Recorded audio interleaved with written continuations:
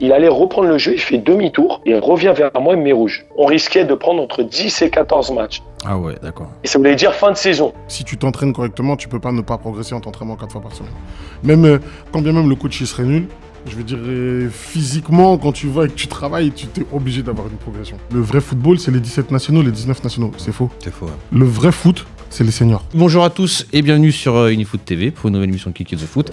Là, comment tu vas? Ça va très bien, merci. Là, Bonjour je suis déçu, tu mets plus les vestes, tu mets plus les costards, tu t'habilles plus beau gosse là. Je sais pas, Faut que t'augmentes mon budget vestimentaire et on va s'aligner. Malheureusement, tu as vu, moi, ce pull-là, ça fait toutes les émissions que je mets le même. Coucou, Oui, Shams. comment tu vas? Très bien. Le retour de Coucou, Absolument. ça va? Très très bien. Ça se passe bien la vie, tout ça? Très content de revenir. C'était le plus important. Vous avez manqué Coucou. Absolument. C'était partagé. Alexis, comment tu vas? Ça va, Shams? Ouais, ça va. Ouais. Ça longtemps que c'est pas vu toi aussi, non? Bah ouais. Qu'est-ce qu'on a fait aujourd'hui, Alexis? Tu veux dire aux gens qui nous regardent? Là, t'es sur un 3 sur 3, Shams, très bien. Porte-bonheur. Oui, voilà. Tu sais, nous, la victoire, on la tire comme ça, tu vois. Ouais, je vois ça. Tant que je serai avec toi, tu auras de la victoire. T'inquiète pas. Et aujourd'hui, on reçoit Stevens.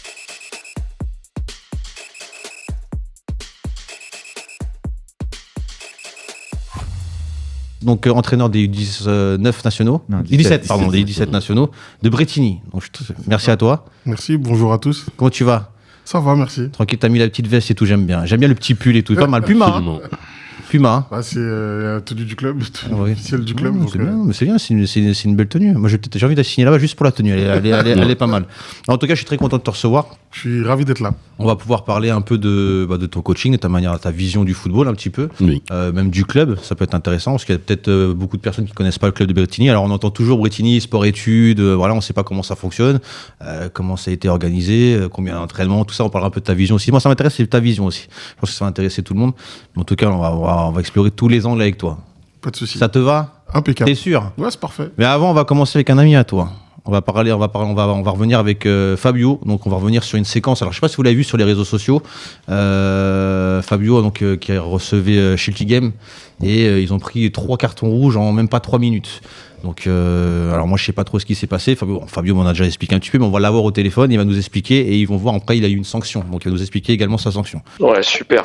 Très bien. Fabio, on voudrait revenir Comment avec ça toi va un peu sur ce qui s'est passé, le match de Shilty Game. Donc, est-ce que tu peux nous expliquer l'histoire? Parce que c'est vrai qu'on a vu la vidéo sur les réseaux sociaux et on voit qu'il y a 3 cartons rouges qui est distribué en même pas 3 minutes et on voit que t'es pas content. Ça, c'est ça, j'ai beaucoup observé ton mécontentement.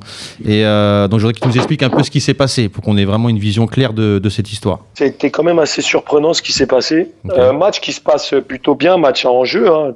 Franchement, Shilty Game qui était juste derrière nous à 3 points. Du coup, fallait pas qu'on le perde ce match-là. Match qui se passe plutôt bien. Et d'un coup, il y a une faute de main qui est pas sifflée. Ça siffle pas. C'était pas la première. Du coup, mon deuxième adjoint se lève et réclame. Première fois qu'il se lève dans le match. Hein. Il s'est jamais levé avant. Et là, il réclame en disant ça fait 2-3 fois que l'arbitre ne siffle pas. Il lui dit faut siffler, c'est pas la première fois. Et comme ça donne un corner à la 92e minute, c'est un petit peu chaud. Mhm. Il se répète 2-3 fois et là, l'arbitre de touche signale à l'arbitre central qu'il faut venir le voir, mais pas pour lui mettre un carton rouge, hein, pour soit un avertissement verbal, soit un jaune. Mon adjoint, entre-temps, s'est rassis. L'arbitre central arrive, cherche même pas à parler avec l'arbitre de touche ou avec mon adjoint. Il lui dit de se lever, il lui met rouge direct. Mon autre adjoint et moi, on se lève en disant mais pourquoi? Mon premier adjoint, du coup, qu'est-ce qu'il fait? Il dit c'est quoi ça? C'est un scandale. Et il met deuxième rouge. Alors que, t'as vu, il se passe rien d'exceptionnel. Oui, voilà, oui, exactement. Voilà, ça mérite pas rouge, il n'y a pas d'insulte, il y a pas de débordement. Moi, je demande des explications aux délégués et à l'arbitre de touche en leur demandant d'intervenir. Parce que je trouve ça inadmissible qu'on prenne 2 rouges, ça nous pénalise. Bah oui. Après, je parle une fois à l'arbitre en lui demandant c'est quoi ça, pourquoi il y a rouge, pourquoi vous mettez rouge, il n'y a rien eu. Il recule. Je parle avec le délégué, et l'arbitre de touche. Continue à parler avec eux en leur demandant des explications et leur demandant d'intervenir. Il allait reprendre le jeu, il fait demi-tour. Il revient vers moi, il me met rouge. Ok. Mais là, on est resté... Comme ça, rien, t'as pas compris. insulté, t'as rien Il dit. n'y a rien. Et même, honnêtement, je pensais que j'avais été un petit peu plus, Dur. je dirais pas virulent, mais un petit peu dur dans mes paroles, ou peut-être parler plus fort, faire plus de gestes. Mais quand j'ai revu la vidéo, Et je fais rien, je demande des explications. En fait, je pouvais même plus être énervé, là, j'étais surtout choqué de ce qui se passait, tu vois. Et quand il fait demi-tour pour me mettre rouge, je dis maintenant, mais là, on me tape sur la tête. Là, je me suis un peu énervé et tout, mais je sors du terrain. Moi, je fais une erreur, qui ne doit pas être faite. Et en sortant, bon, je tape sur le banc de touche adverse, mais pas pour viser le banc de touche adverse. On s'entendait bien avant le match, on s'entend toujours bien, on discute beaucoup avec le coach et tout. Donc, aucune animosité, c'est juste que j'ai vu un truc devant moi et j'ai tapé, tu vois. Ouais. Ça, c'est l'erreur que j'ai faite. Mais en vrai, avant ça, il n'y a rien eu. Personne n'a compris ce qui s'est passé. En total, donc, il y a 3 cartons, au total, si j'ai bien compris. Ouais, 3 rouges. Donc toi, tu as pris un rouge. Donc, alors, moi, ce que j'aimerais bien, c'est à la fin du match, en fait. C'est ça, en fait, qu'il faut le poser. C'est quoi qu'est-ce qui a été mis sur le rapport, en fait, à la fin? Pourquoi? Est-ce que tu as eu une explication par rapport à ton rouge ou pas? Ouais. Bah, en fait, j'ai demandé l'autorisation au délégué pour entrer dans le vestiaire des arbitres. Le délégué a demandé à l'arbitre et l'arbitre m'a fait rentrer. J'ai demandé tranquillement pourquoi il y a eu ces 3 cartons rouges. Et les propos de l'arbitre m'ont réellement dérangé parce qu'il a dit que mon premier adjoint est sorti de la zone technique, ce qui n'est pas faux. Ce qui n'est pas vrai, pardon, c'est complètement faux. T'as la vidéo en plus? Et parce que... non, mais sur la vidéo, on voit pas ça qui sort pas de la zone technique. Okay. Et il y a une deuxième vidéo qu'on a fournie pour se défendre. Il sort pas du tout de la zone technique. C'est juste levé. Il s'est levé, il a réclamé, mais bon, ça mérite un avertissement verbal. Et au pire, si tu as envie de mettre un jaune, tu mets un jaune, mais pas plus. Et après, quand je demande les explications concernant mon adjoint numéro 1 et moi, il nous dit quand même qu'on a été offensant, qu'on l'a insulté. Okay, d'accord. Des propos blessants, en gros. Ok. Mais, après, il n'y a pas de preuves sur ça. Donc, après, peut-être que sur les vidéos, on entend aussi le son. Il n'y a rien. Donc, après, dans les vidéos, moi, de ce que j'ai vu, en tout cas, il n'y a rien. Kokou, est-ce que tu as une question? En fait, est-ce qu'il y a une incitation, en fait, à ce moment du match-là, qui a pu amener l'arbitre à dégoupiller, en quelque sorte? Est-ce que c'est un enchaînement? Parce qu'en réalité, sur la gestion d'un match, généralement, en fait, c'est qu'on demande toujours à la multiplication ou la répétition. Est-ce que ça a été le cas? Parce que visiblement, sur les explications que tu donnes, ce n'était pas le cas. Est-ce que vous étiez dans cette démarche-là de revendiquer depuis le début du match? Ah non, mais pas du tout. C'est une bonne question que tu poses, c'est pas du tout. En fait, il y a eu un fait de jeu en première mi-temps où j'ai eu un joueur qui est resté à terre pendant près d'une minute, plus de 30 secondes en tout cas. Il avait pris un coup presque au niveau de la tête, ou au niveau de la tête, je sais plus. Et c'est la seule fois où j'ai parlé à l'arbitre, qui est venu me voir, mais tranquillement, plus hein, sans animosité, en disant « Laissez-moi gérer ». Je dis « Je vous ai juste signalé que mon joueur est resté au sol pendant plusieurs secondes, voire minutes ». Et c'est la seule discussion qu'on avait eue avec l'arbitre. Et pour te dire, même le délégué à la fin du match, il a trouvé qu'on a été correct tout le match. Il a dit Schmitt-Piguem a plus réclamé certaines petites fautes que vous. Donc vous avez été calme sur tout le match. Donc il n'y a pas eu de problème. Il n'y a vraiment pas eu de problème après à part ce petit fait de jeu en première mi-temps. Mais encore une fois, sur un échange très, très serein, sans animosité. Ok. Bonsoir Fabio, c'est Lassana.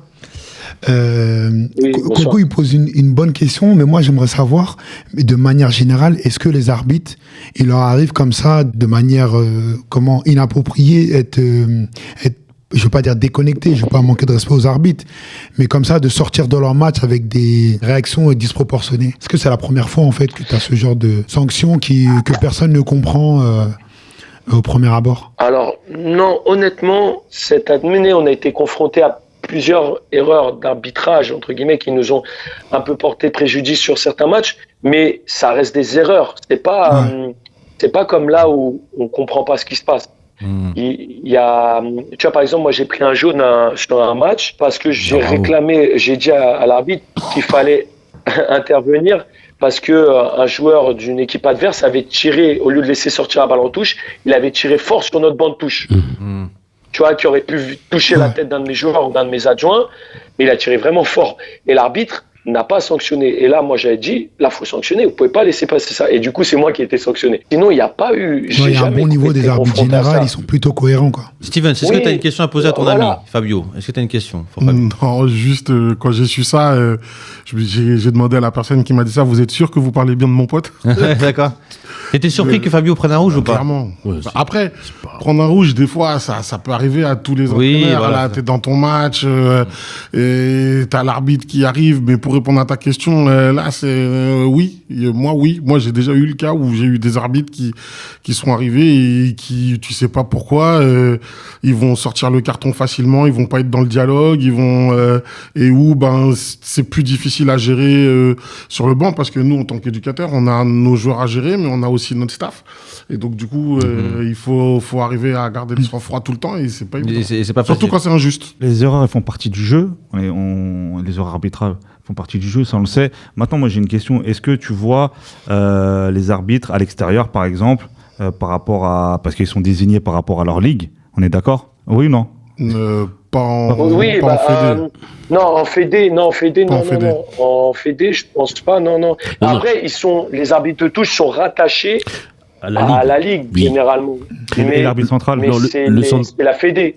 Le central, c'est la Fédé qui le désigne. Non, mais il vient d'où? C'est ça que je veux savoir. Et il va venir de pas très loin, mais il vient généralement pas de la Ok, ville. donc on peut pas dire que ça peut être par rapport à, on va dire... Ils viennent pas très loin. Non, il vient pas de la ville, non. Non. Ouais, non. Non, mais même pas. Il vient de y en très a loin. il y en a qui viennent de loin quand De même. très très loin, oui, bien sûr. En Parce que national, ils viennent de oui. loin, ils viennent de très loin. Aux 19 Général. nationaux, t'as des arbitres qui Oui. viennent de loin. Hein. Ils viennent d'une autre Ouais, région. bien sûr. Ouais, voilà, je veux dire, ils viennent pas du secteur pour justement, on peut dire qu'ils favorisent leur... non, voilà, non, c'est non, ça ma non. question. Non. Ok. Pas les Non, là, arbitres je pense pas fédés. que c'était C'était du ta question? favoritisme. Ok, super Ouais, intéressant. J'avais juste une question, moi, encore pour Fabio. Sur ce match-là, est-ce que c'est quelque chose que vous avez senti au début de la rencontre? Est-ce qu'il est venu vous voir avant le coup d'envoi en vous expliquant qu'il ne voulait personne debout à part l'entraîneur principal? Ou est-ce que rien n'a été dit et vous vous retrouvez en fait à subir des sanctions comme ça en cascade?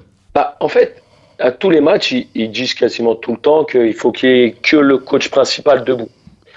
Donc ça, c'est une règle qui doit être respectée, et ça, c'est pas un problème. Mais encore une fois, si ça se répète plusieurs fois dans le match que mes adjoints se lèvent, bien sûr qu'il doit y avoir sanction. Mais avant ça, il faut qu'il y ait dialogue en disant, tiens, c'est la dernière fois, ou il faut que le délégué nous ait rappelé plusieurs fois en disant, asseyez-vous. Mais là, ça n'a pas été le cas. C'est déjà arrivé sur des matchs où plusieurs fois, le délégué a demandé de s'asseoir. Là, par exemple, il y a un des matchs où on s'est senti lésé par l'arbitrage et tout, et on s'est plaint plusieurs fois dans le match parce que il y a un penalty flagrant pas sifflé, un rouge pas donné, bref.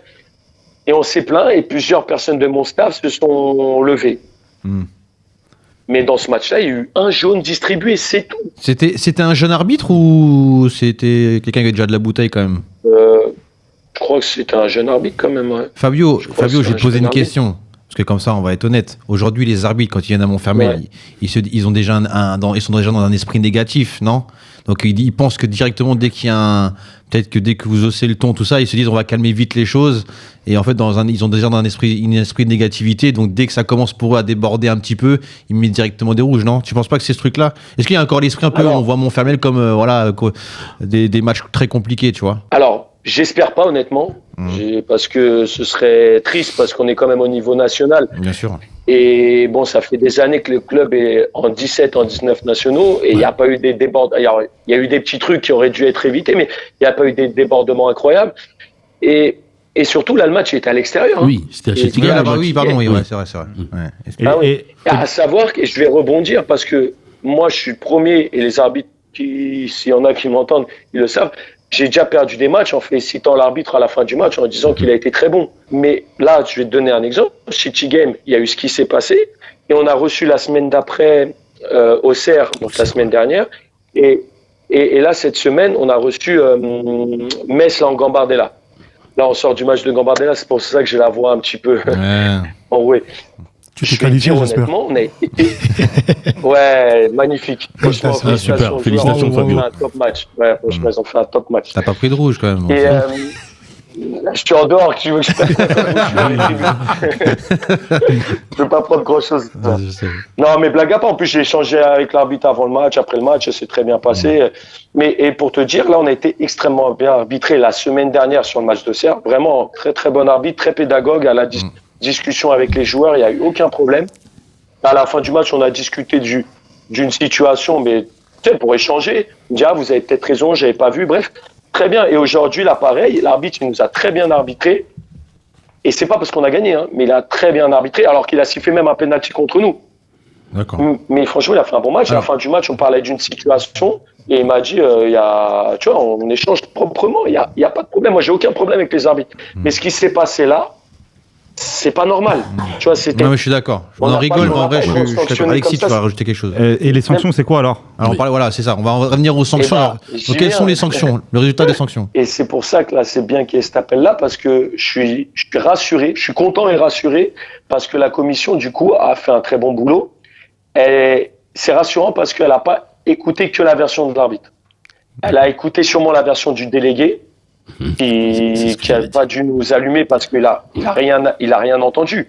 Il m'a dit à la fin du match, il m'a dit, j'ai entendu aucune insulte, aucun propos offensant auprès de votre part auprès de l'arbitre.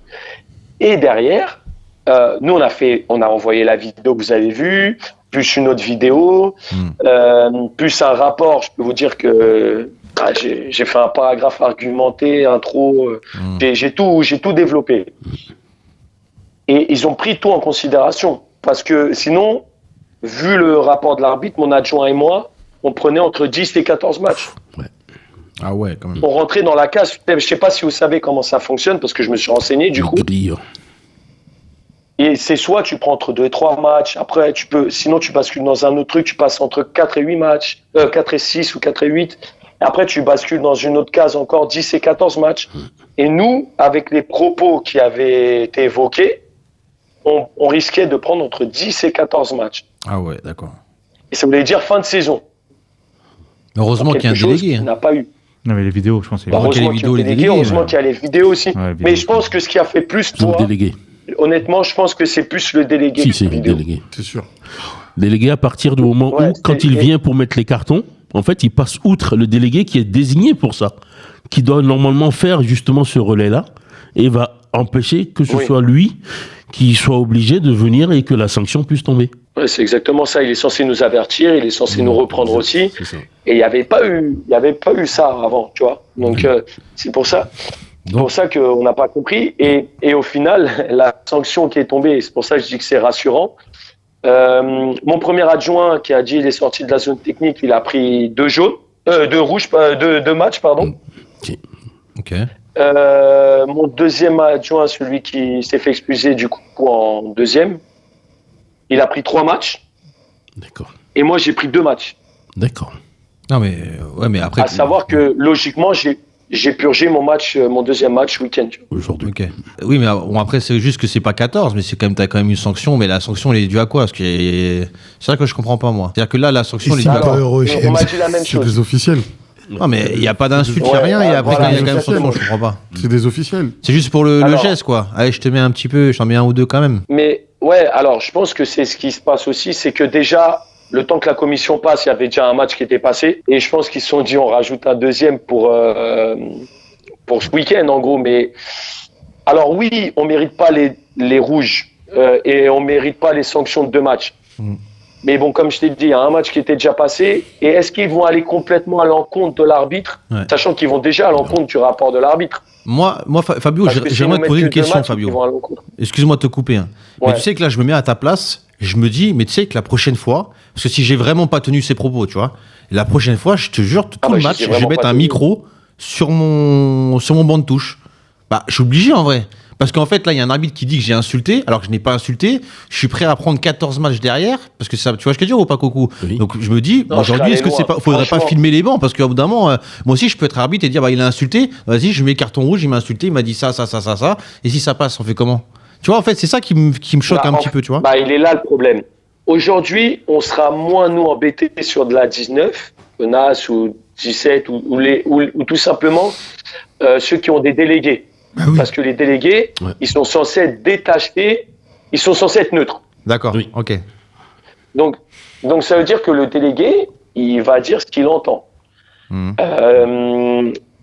Et là, le délégué a dit ce qu'il avait entendu et ça nous a protégés. Mais c'est vrai que demain, tu arrives dans un match un petit peu chaud Bah oui. et l'arbitre, il met rouge au coach c'est la parole du coach contre la parole de l'arbitre. Et là, Bien sûr. je vous dis tout de suite, s'il n'y a Ouais. pas de vidéo et s'il n'y a rien, Non, c'est l'arbitre qui ouais. C'est gagnera. l'arbitre qui C'est gagne. fini. Ouais. Non, mais c'est vrai que je me pose la Et question, ça, c'est parce que je fini. sais pas Là, mieux de le mettre coach, une il est caméra foutu. sur le banc, tu vois, une caméra avec qui prend les. Tu vois, ça peut te protéger en vrai. Parce qu'il y a la commission, Bah, ça coûte rien, hein, franchement. Aujourd'hui, il y a de plus en plus de VO. Voilà, c'est Aujourd'hui, ça. il y a de plus en plus de C'est VO vrai. qui sont utilisés et ça peut aider. Ouais, Mais c'est- là, si on n'avait pas mis les sous-titres sur chaque parole qui avait été dite, c'est dur d'entendre. Nous, on a mis les C'est sous-titres. ça, et en quand fait, tu lis les même moi, j'ai sous-titres, vu. Ouais. tu réentends derrière ce qui s'est dit. Mais il y avait du bruit quand même. Hein. Bah il, y oui. avait il y avait beaucoup de bruit, donc tu n'entends pas tout. La VO, elle est quand même aussi entre la tribune et le banc, donc des fois, tu n'entends pas tout bien. Mais c'est vrai que la vidéo aide parce qu'il y a les images, des fois, il y a le son. Mais comme tu as dit, alors les caméras, il faudrait que tout le monde soit filmé, mais c'est pas facile de mettre en place, je pense. Ouais, t'inquiète, moi je me Et filme tous les s'il y a week-ends des là sur le vidéos- banc de touche, là pour les vidéos, t'inquiète pas, c'est une petite GoPro, c'est Je crois que réglé. j'ai vu, c'est en Ligue Occitanie qu'ils ont commencé sur certains matchs, donc sur les matchs à risque, l'arbitre a une caméra Ouais. embarquée, Ouais. comme la Et police. et ils sont contents en plus. Ils ont fini, là, ils ont été contents de, Bah, de ce truc. Ah, mais pareil, Mais encore là, une fois, est-ce qu'ils le feront sur tous les arbitres, sur toutes les divisions? Ouais. Non, Hmm. non. Parce que d'abord, ils vont commencer par les nationaux, par un truc. Avant Ouais, que ça ça commence en arrive district. en District, district, c'est Là, ils ont commencé en compliqué. district et déjà ça marchait Au bien, limite, ça marchait faudrait fort. quand- Fabio, en tout cas, Bah, ton ce histoire, serait bien, t'es ce serait content bien. en fait de la sanction là. Bah, alors oui, moi j'aurais aimé ne rien prendre, mais à partir du moment où j'ai pris le rouge, je savais que je pouvais prendre cher. Donc oui, je suis content là au final. Mais c'est même rassurant. Au-delà d'être content, c'est rassurant parce que tu te dis, Oui. là l'arbitre il n'a pas eu le dernier mot et on a été sanctionné au minimum. Hmm. À part mon premier adjoint qui a pris 3 matchs, il aurait pu prendre un match de moins. Je pense qu'ils n'auraient jamais mis moins de 2 matchs à personne. Ouais. En tout cas, Fabio, Ça, j'aimerais donc, te ça remercier reste déjà. rassurant. Merci d'avoir partagé cette Merci histoire à vous. et de nous l'avoir éclairé, surtout parce que c'est vrai que c'était un peu flou. Et puis, merci à toi, parce que comme je te dis, tu alimentes le média et d'avoir un entraîneur du 19 nationaux qui puisse aussi s'exprimer dans notre média, ça fait toujours plaisir. Donc je te remercie, Fabio. Et t'es le bienvenu, Fabio. Hein. Et félicitations pour la Avec qualif, pour plaisir. la 32e. Ouais, merci. Franchement, c'était un bon match. Hein. J'ai plus de voix, vous l'entendez, là, ma voix Ouais. elle est fatiguée. C'est clair. Ah, ça va, t'as encore un match à purger, Ouais, t'auras le temps de te on a reposer ta voix. Non, il a Non, bah, normalement, c'est bon. Je rigole, merci Normalement, Fabio. c'est bon. Ah, je rigole. Merci Fabio. Merci Fabio, à c'est vous juste pour du miel, la un peu de émission. miel et c'est bon. Il a animé le COP. Ouais, ça va passer. Ouais, ça va. avec un mégaphone. Salut Fabio, salut. Ciao, ciao. Salut. En tout cas, non, mais c'est au moins il nous a éclairé sur l'histoire. Parce Oui. que c'est vrai que quand Oui. on voit l'histoire sur les réseaux sociaux, on entend voilà les vidéos, ceci, cela. C'est vrai qu'on se dit mais qu'est-ce qui s'est réellement passé? Attention les réseaux sociaux. Oui, voilà, les réseaux Ouais. sociaux, faire attention. Vraiment attention. C'est vrai. Le but c'est de faire du buzz à chaque fois, c'est vrai. Mais d'un autre côté, on en parlait en off, la difficulté, comme pour ce match-là, à l'extérieur, le truc c'est que beaucoup d'arbitres aujourd'hui se renseignent, prennent des informations sur les deux équipes, Exactement. sur les styles de jeu, Voilà. et on peut tomber sur un arbitre un peu trop pointilleux qui va se dire oula, Montfermeil, ça fait quartier. Ouais. Et là, comme ils sont à l'extérieur, ils sont pas dans leur Environnement. zone de confort. Environnement, ouais. Donc là, oui, je peux y aller. Quand tu dis attention aux réseaux sociaux, t'as été victime des réseaux sociaux ou pas de quelque chose, non? Parce que Oui, t'as- mais moi j'ai connu ça. J'ai connu la même chose que Fabio. D'accord. Un peu, pas autant, parce que là pour le coup c'est moi qui ai pris le rouge, mais Ah. c'est le délégué qui a fait que j'ai pris qu'un match, parce que c'était totalement injustifié en fait. Mais c'est ouf, mais comment tu te sens après quand tu vois les trucs comme ça de l'injustice? Là faut prendre sur toi. Là, je te mens pas. Ah ouais. que ça Surtout m'est quand jamais- t'as un tempérament un peu T'es un peu chaud? un peu chaud. Là faut prendre Ouais, c'est sur vrai que c'est toi. pas facile en vrai, t'imagines, on te met rouge comme ça, tu sais pas pourquoi. Non, c'est complètement injuste en plus. Moi, je me rappelle, je lui ai dit c'est scandaleux. Il nous siffle pas une main dans la surface ou une faute dans la surface, je sais plus. Je lui dis juste c'est scandaleux. Il arrive, il vient vers moi, un rouge, D'accord, ok. sans en parler, sans rien. Donc là, c'est le délégué à côté qui a fait un rapport et qui a dit que j'avais rien dit, j'avais juste dit que c'était scandaleux. J'ai pris un match, j'ai Mais pris tu prends quand même j'ai pris l'automatique et puis. Moi, je sais pas. Ah non, c'est dur de Mais battre match, avec pour moi, un c'est arbitre. beaucoup. Pour moi, un match, c'est beaucoup. Il suffit que tu joues un maintien ou ça dépend de l'équipe que tu joues. Ah oui, clair. Pour moi, un match, ça reste un match, tu vois. Non, mais parce qu'on n'a pas parlé de ce que ça coûte. Mm. Parce que des rouges comme ça, en cascade, c'est une somme. C'est ça. Et c'est une somme qui ne va pas dans de l'achat de matériel ou ailleurs. Ouais, je suis d'accord. On va passer à toi, Stevens. Donc, on va parler de toi en tant qu'entraîneur en U17 nationaux et du club aussi. C'est intéressant pour ceux qui nous regardent, ceux qui connaissent pas le club de Bretigny. On va essayer de leur expliquer un peu, leur montrer un peu, exposer plusieurs informations sur le club. Mais avant tout ça, j'aimerais que tu nous parles un peu de toi et que tu nous parles un peu de ton parcours. Est-ce que tu as joué au foot? À quel âge tu as commencé à être entraîneur, éducateur? Est-ce que tu as eu ton CFF1, tu as été entraîneur du 17 nationaux? Je sais pas, peut-être, tu vois. On sait jamais. Bah, moi, j'ai eu un parcours un peu atypique. J'ai joué au foot, oui. J'ai joué au foot en PH. C'était PH. À l'époque. T'as quel âge, Steven? J'ai 45 ans. Ah, d'accord, ok. Ok, mais tu fais plus jeune qu'Alexis, en tout cas. Et donc j'ai joué au foot en PH. Après, j'ai joué en excellence, donc ce qui équivaut aujourd'hui à la première div en senior. Et puis j'ai commencé à entraîner à l'âge de 25 ans, je crois, si ma mémoire est bonne. Mais j'ai commencé par des U19, moi. Ah, direct, foot à 11, 19? Ils étaient derniers de dernière division. J'étais dans un petit club qui m'a permis de passer à l'époque, c'était l'animateur senior. Animateur senior, ouais. Et nous, c'était une semaine. Ouais, moi aussi, t'inquiète, je l'ai connu, t'inquiète pas. On l'a tous connu, de toute façon, ici. Ouais. On est tous de la génération. J'ai passé l'animateur senior, j'ai commencé avec des U19, et puis ensuite, après, j'ai eu des seniors. Et j'ai entraîné les féminines de Juvisy. J'ai eu un rôle de directeur sportif dans un club en région centre, à Malesherbes. Ouais. Et après, j'ai eu l'opportunité de rentrer à Bretigny, ça fait 10 ans que j'y suis. D'accord, ok. Et 10 ans à Bretigny? Ouais. Ok. Donc là, aujourd'hui, t'es quoi? T'es BE? Oui, j'ai le brevet. Depuis combien de temps tu l'as? Je l'ai eu il y a 2 ans. Donc bientôt au DES ou... Non, on va pas le Pourquoi? Tu veux pas y aller? Non. C'est pas quelque chose qui t'intéresse, le DES? Non. Le BE me permet d'entraîner au niveau où je suis. Il faut pas... Après, le foot, ça reste une passion. Moi, j'ai un travail aussi à côté, donc ça demande du temps, ça demande de l'investissement. Déjà, là, à Bretigny, j'ai commencé avec les U15 DSR. Je jouais contre Fabio, d'ailleurs. Ok. Tu gagnais à chaque fois ou pas? On est montés tous les deux, je crois. Ah, okay. Bah oui, c'est moi qui n'ai pas monté. Donc. Ah ouais, c'est vrai? Et donc, j'ai commencé avec les U15. J'étais responsable de catégorie. Après, je suis passé coordinateur des jeunes à Bretigny. D'accord. Donc, j'ai géré des U14 aux U18. J'avais les U16 en parallèle. Et puis après, quand on est descendu, j'avais toujours les U16. J'ai fait la montée. Et après, là, maintenant, je suis plutôt sur le pôle U16, U17, U15, 16, 17. Mais surtout 16, 17. Parce que sinon, c'est trop de boulot. Mais c'est vrai que c'est marrant d'être coach. Tu as choisi d'être éducateur ou coach, pourquoi en fait?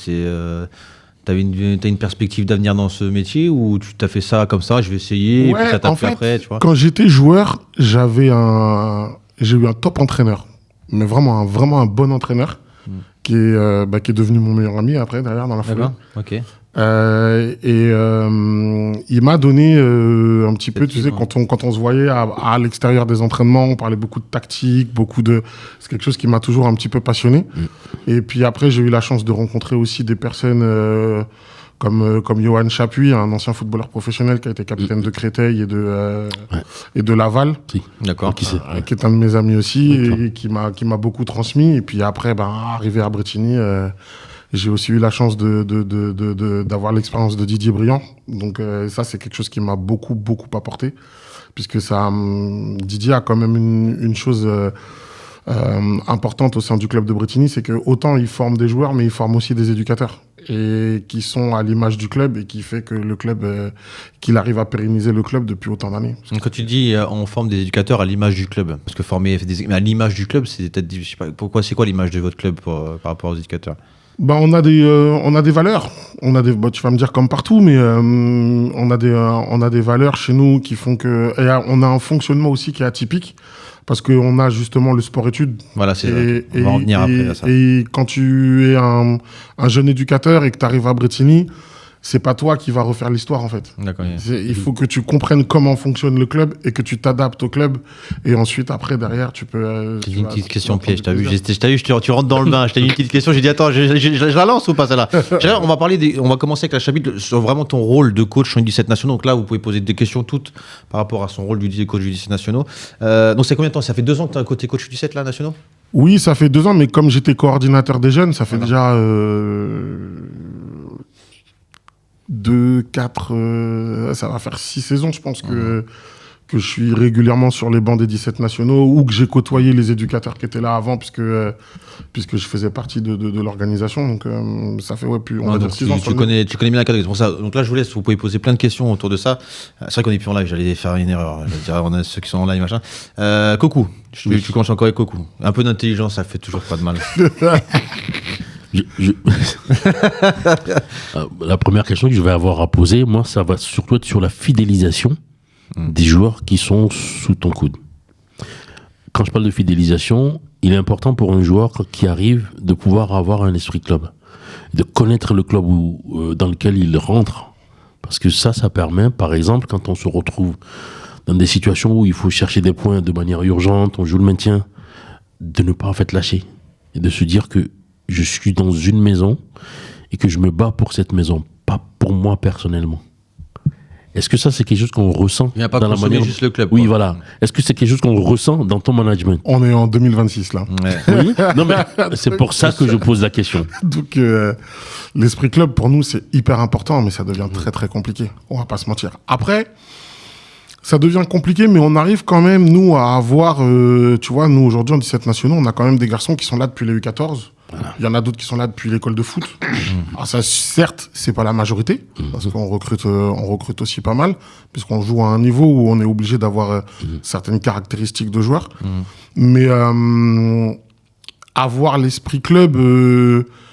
moi, le discours, il est très clair dès le départ. C'est-à-dire que autant quand je vais recruter un joueur, je vais chercher à avoir de la qualité, soit physique, soit technique, soit intellectuelle, parce que je vais chercher à avoir quelque chose de bien précis. Oui. Mais je recherche aussi l'homme. Et si la personnalité ne me convient pas, l'homme ne me convient pas, je vais pas prendre de risque, je vais pas le prendre. Parce que je sais que ça va pas coller, ça va pas matcher, soit dans mon groupe, ou soit dans la continuité. Hélas. Non, j'avais une question presque similaire à celle de Coco par rapport à l'état d'esprit de ces joueurs. Comment on gère ces multitudes de joueurs, du coup, qui arrivent de l'extérieur et qui se retrouvent tous, ils une connerie, des bons petits joueurs dans leur petit club, qui arrivent à Bretigny. Entre eux, comment on fait pour que ça match? Envers toi, envers le club, je pense que en présentant les 17 nationaux, je pense qu'ils sont au garde à vous, entre guillemets. Mais après, entre eux, comment on gère ça au quotidien? Bon, c'est sûr que moi, je rigole pas beaucoup. Même si j'aime bien rigoler. Moi, j'aime trop rigoler. Hein. Moi, j'aime rigoler. Mais non, les joueurs, quand ils viennent pour jouer à ce niveau-là, on est obligé d'avoir de la rigueur. Si t'as pas de rigueur, t'es mort. Ça fonctionne pas. Tu peux avoir de la qualité, mais si t'as pas de rigueur, ça fonctionne pas. Donc du coup, quand les joueurs arrivent, on est obligé de leur imposer un cadre avec de la rigueur. Que ce soit sur les séances d'entraînement, les présences. Je ne me pose jamais la question de savoir combien de joueurs je vais avoir à l'entraînement, moi. Jamais. Ce qui n'était pas le cas quand j'étais en district. Non, depuis que je suis à Bretigny, excuse-moi, j'ai fait un lapsus révélateur. Depuis que je suis à Bretigny, je me suis jamais posé cette question. Parce que c'est un club d'élite. Okay. Donc, comme tu es dans un club d'élite, je suis d'accord. Comme tu es dans un club d'élite, c'est des questions que tu te poses pas. Mais moi, je viens de plus bas. Oui. J'étais dans des... Tu sais... Donc, j'ai connu, moi, est-ce qu'on va être ce soir, combien on va être. Paris joue, c'est compliqué. C'est ça, il y a la Ligue des Champions. Donc, je sais, je connais ça.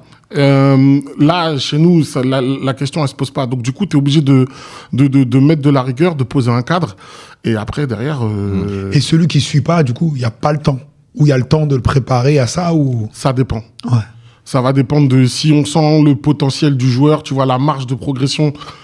Je parle de progression mentale, hein, je parle pas de progression de joueur. Oui, voilà. On est bien d'accord. On est d'accord. Si on sent qu'il y a une marge là-dessus et tu sais que voilà, le petit, tu vas pouvoir l'emmener. De loin, mais on peut... Tu vas pouvoir l'emmener, tu vas pouvoir l'intégrer. Là, on va peut-être prendre un peu le temps, mais si tu sens que ça va pas aller, t'as parlé 1 fois, 2 fois, 3 fois, 10 fois, et tu sens que ça va pas, tu peux pas parce que t'as trop de choses à faire à côté.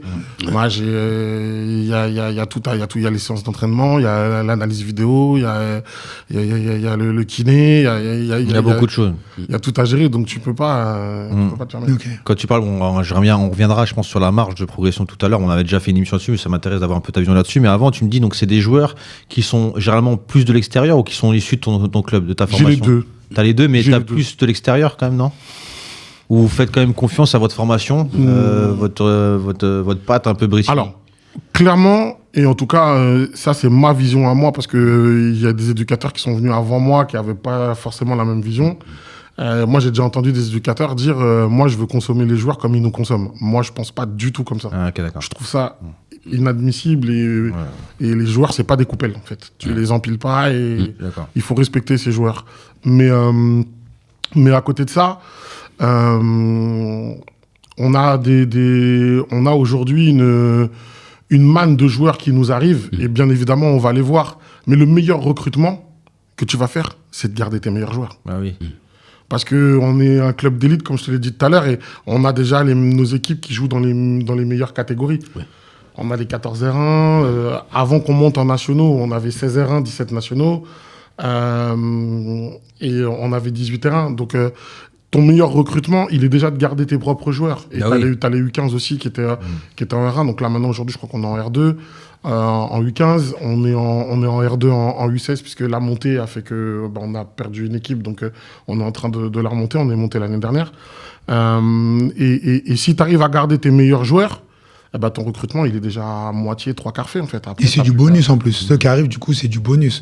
Alors que si tu perds tes meilleurs joueurs, les 4-5 que tu vas aller chercher, c'est même pas du recrutement, ils vont aller compenser ceux qui sont partis. Soit ils compensent ceux qui sont partis, souvent on a des départs en club pro aussi, parce que nous on a beaucoup de départs en club pro, donc tu vas compenser ceux qui sont partis, soit tu vas compenser les lacunes de ton groupe, parce que, tu vois, je te donne un exemple, l'année dernière en 16R3, on avait une bonne génération pour de la 16R3, mais aujourd'hui quand tu la mets en 17 nationaux, au tout départ, tu te dis que la saison elle va être longue. Hein. Ouais, bien sûr.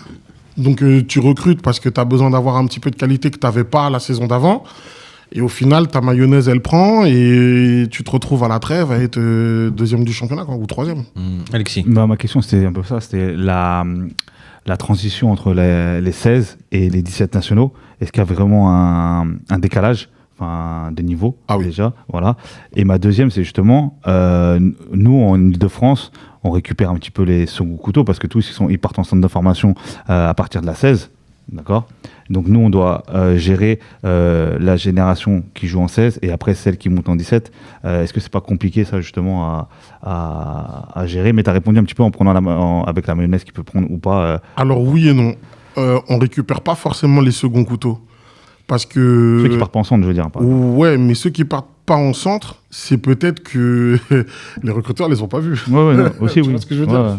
On a la chance, et vraiment, hein, c'est une chance de dingue. Moi qui étais en région centre aussi, je peux en parler. On a la chance d'avoir une population, un vivier de joueurs qui est monstrueux. D'ailleurs, c'est pas pour rien qu'on est le plus gros vivier au monde. On est passé devant le Brésil. Donc, ouais, il y a des joueurs qui vont partir en centre. Mais nous, aujourd'hui, quand tu joues contre des clubs pro, t'es pas ridicule, quoi. Tu leur tiens tête. Nous, cette année, on a réussi à battre le PSG au campus.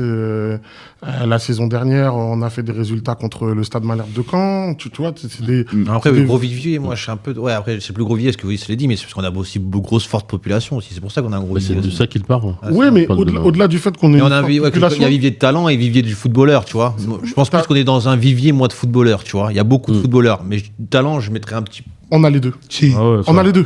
On a les deux. Ah non, c'est mon avis. Hein. Moi, je te dis, pour moi, c'est pas un vivier de talent. J'avais discuté avec... Tout de suite, je dirais. C'est où pour toi? C'est normal que tu as plus de joueurs parisiens qui signent parce qu'on a beaucoup plus de footballeurs qui sont issus de la région parisienne. Il y a plus de footballeurs.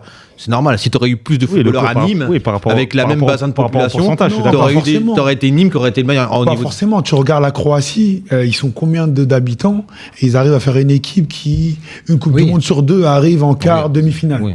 Les mecs, ils sont 8 pèlerins dans le pays, tu vois, j'exagère. Au Mali, là, des fous. Bref, on s'égare. Mais du coup, moi, je suis d'accord que en région parisienne, même si, effectivement, en termes de population, il y a du monde, tu trouves quand même de la qualité. Et même avec tous ceux qui partent. Et une partie de la réponse, je pense, c'est mon interprétation, c'est que tu as aussi ceux qui arrivent en pic de croissance en 16-17. Et c'est pas, certains, ils n'ont pas été vus par les recruteurs, mais d'autres, peut-être qu'en 14-15, ils n'étaient pas encore arrivés. Prêts. Voilà, ils n'étaient pas prêts. Ils n'étaient pas prêts. Pour les faire partir, Après, là, tu donnes des références par rapport au PSG ou quand, mais vous jouez souvent les générations qui ont un an de moins. Aussi. Alors au PSG, c'est le cas. À Caen, pas forcément. En tout cas, l'année dernière, ça ne l'était pas. Et oui, après, les centres de formation, bien évidemment, ils surclassent, mais ils sont censés prendre les meilleurs. Donc, à partir du moment où tu les mets, dans le championnat et que tu les alignes, c'est qu'ils ont le niveau. Ouais, mais que tu aies un an de moins, 2 ans de moins, un truc, c'est pas mon problème. Ouais, non, c'est pas ton problème, mais c'est vrai que c'est par rapport à. Faut pas prendre ça pour moi comme une référence, c'est ça que je veux dire. C'est que c'est bien parce que ça reste un club pro, mais par rapport à la génération, à cet âge-là, 1 an, 2 ans d'écart, c'est énorme. Oui, je suis complètement d'accord avec ça. Mais tu as aussi la marge de progression. Et comme l'a dit là juste avant, tu as des joueurs en 14-15 que tu vas pas voir ou que les recruteurs vont pas voir et ils vont exploser en U16. Moi, j'ai eu le cas, par exemple, sur un de mes garçons qui est parti à Caen il y a 2 ans. Il était à Joinville, il arrive chez nous en U15. En U15, il joue pas trop, il est muté. En U16, c'est un animal. Non, mais pour moi, est-ce que si les clubs pro mettaient leur génération identique à l'âge prévu, est-ce que les clubs amateurs comme Britini, comme d'autres clubs, auraient plus de mal à survivre? Alors, si tu me parles du PSG, je vais te dire non. Ouais, pas PSG, mais... Après, sur d'autres clubs, je te dirais oui, parce que tu t'aperçois quand même qu'il y a des clubs pro qui jouent avec l'année d'âge. Mm-hmm. On a joué l'année dernière, par exemple, contre Laval, c'était l'année d'âge. C'était pas... Ouais. Là, cette année, ils jouent un petit peu plus jeunes parce que leur recrutement a fait qu'ils n'ont pas trouvé ou ils n'ont pas ce qu'ils voulaient.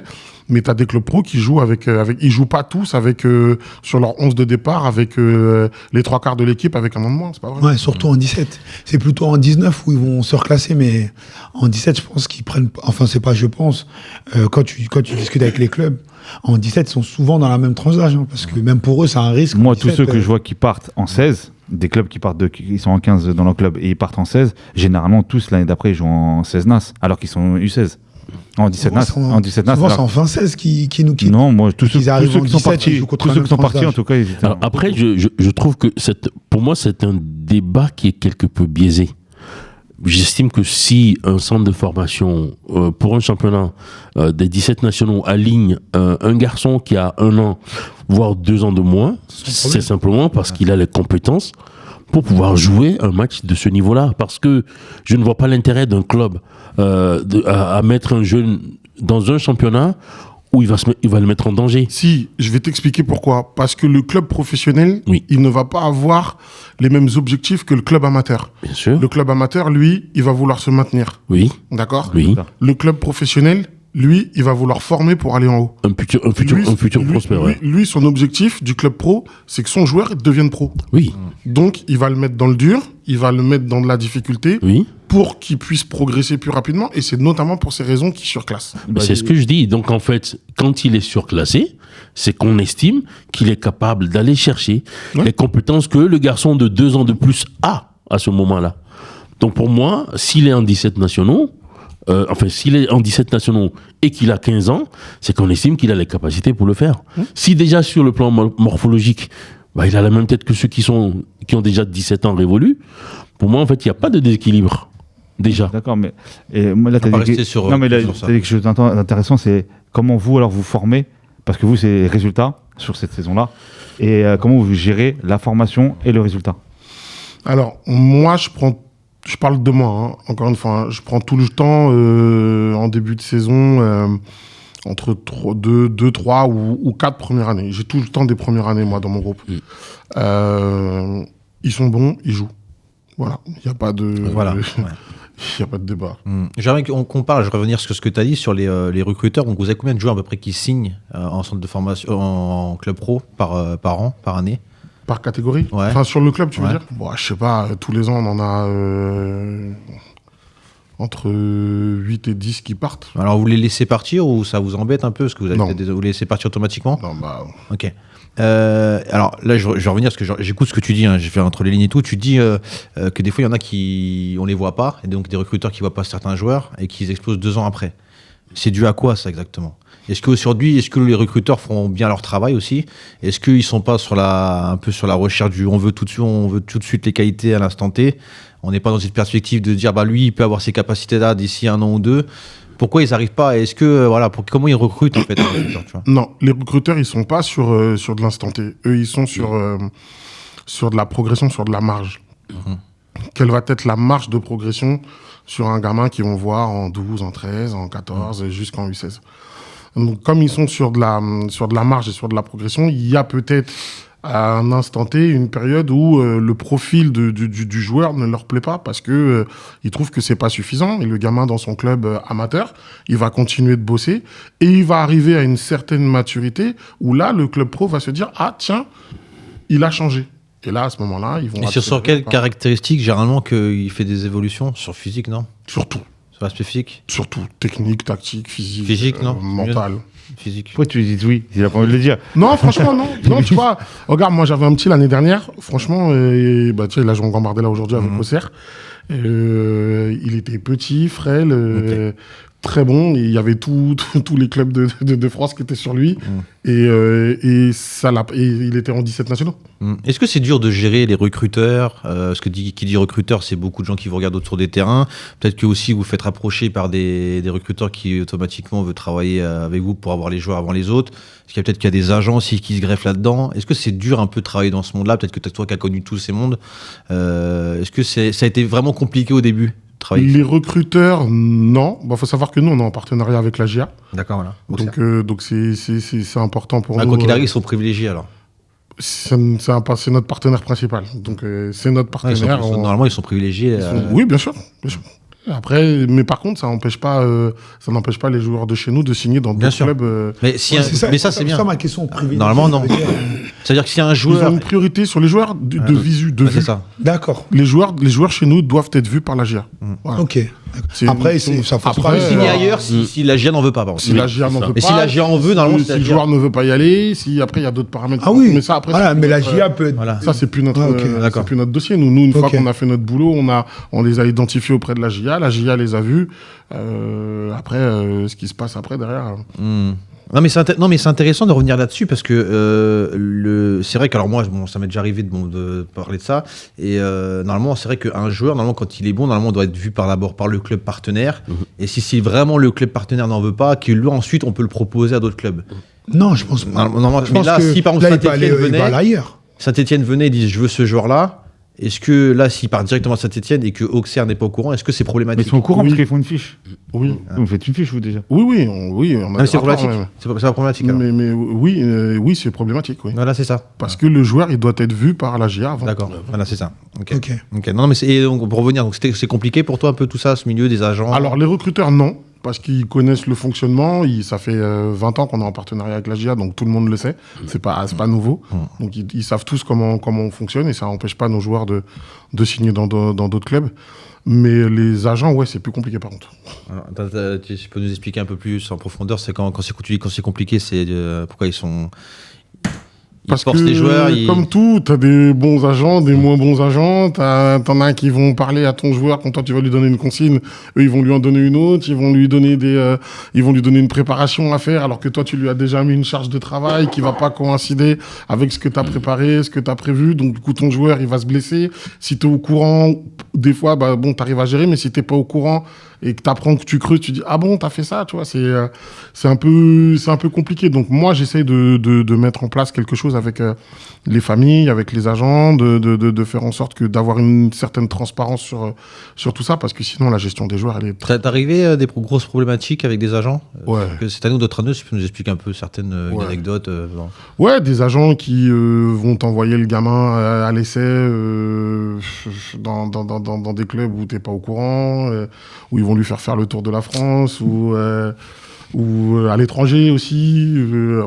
Ça arrive tout le temps. Tu te dis, mais il est où le gamin? Ah bah t'apprends après qu'il est parti à Turin ou tu vois. Est-ce que c'est pas dur aussi pour toi et pour même un club, parce que moi je pense que c'est quelque chose que j'aurais du mal à gérer, c'est le fait que tu travailles avec des gamins et qu'en fait ils sont juste là en fait pour consommer le Nombretini, peut-être pour avoir plus de visibilité, tu vois. Mais on le sait.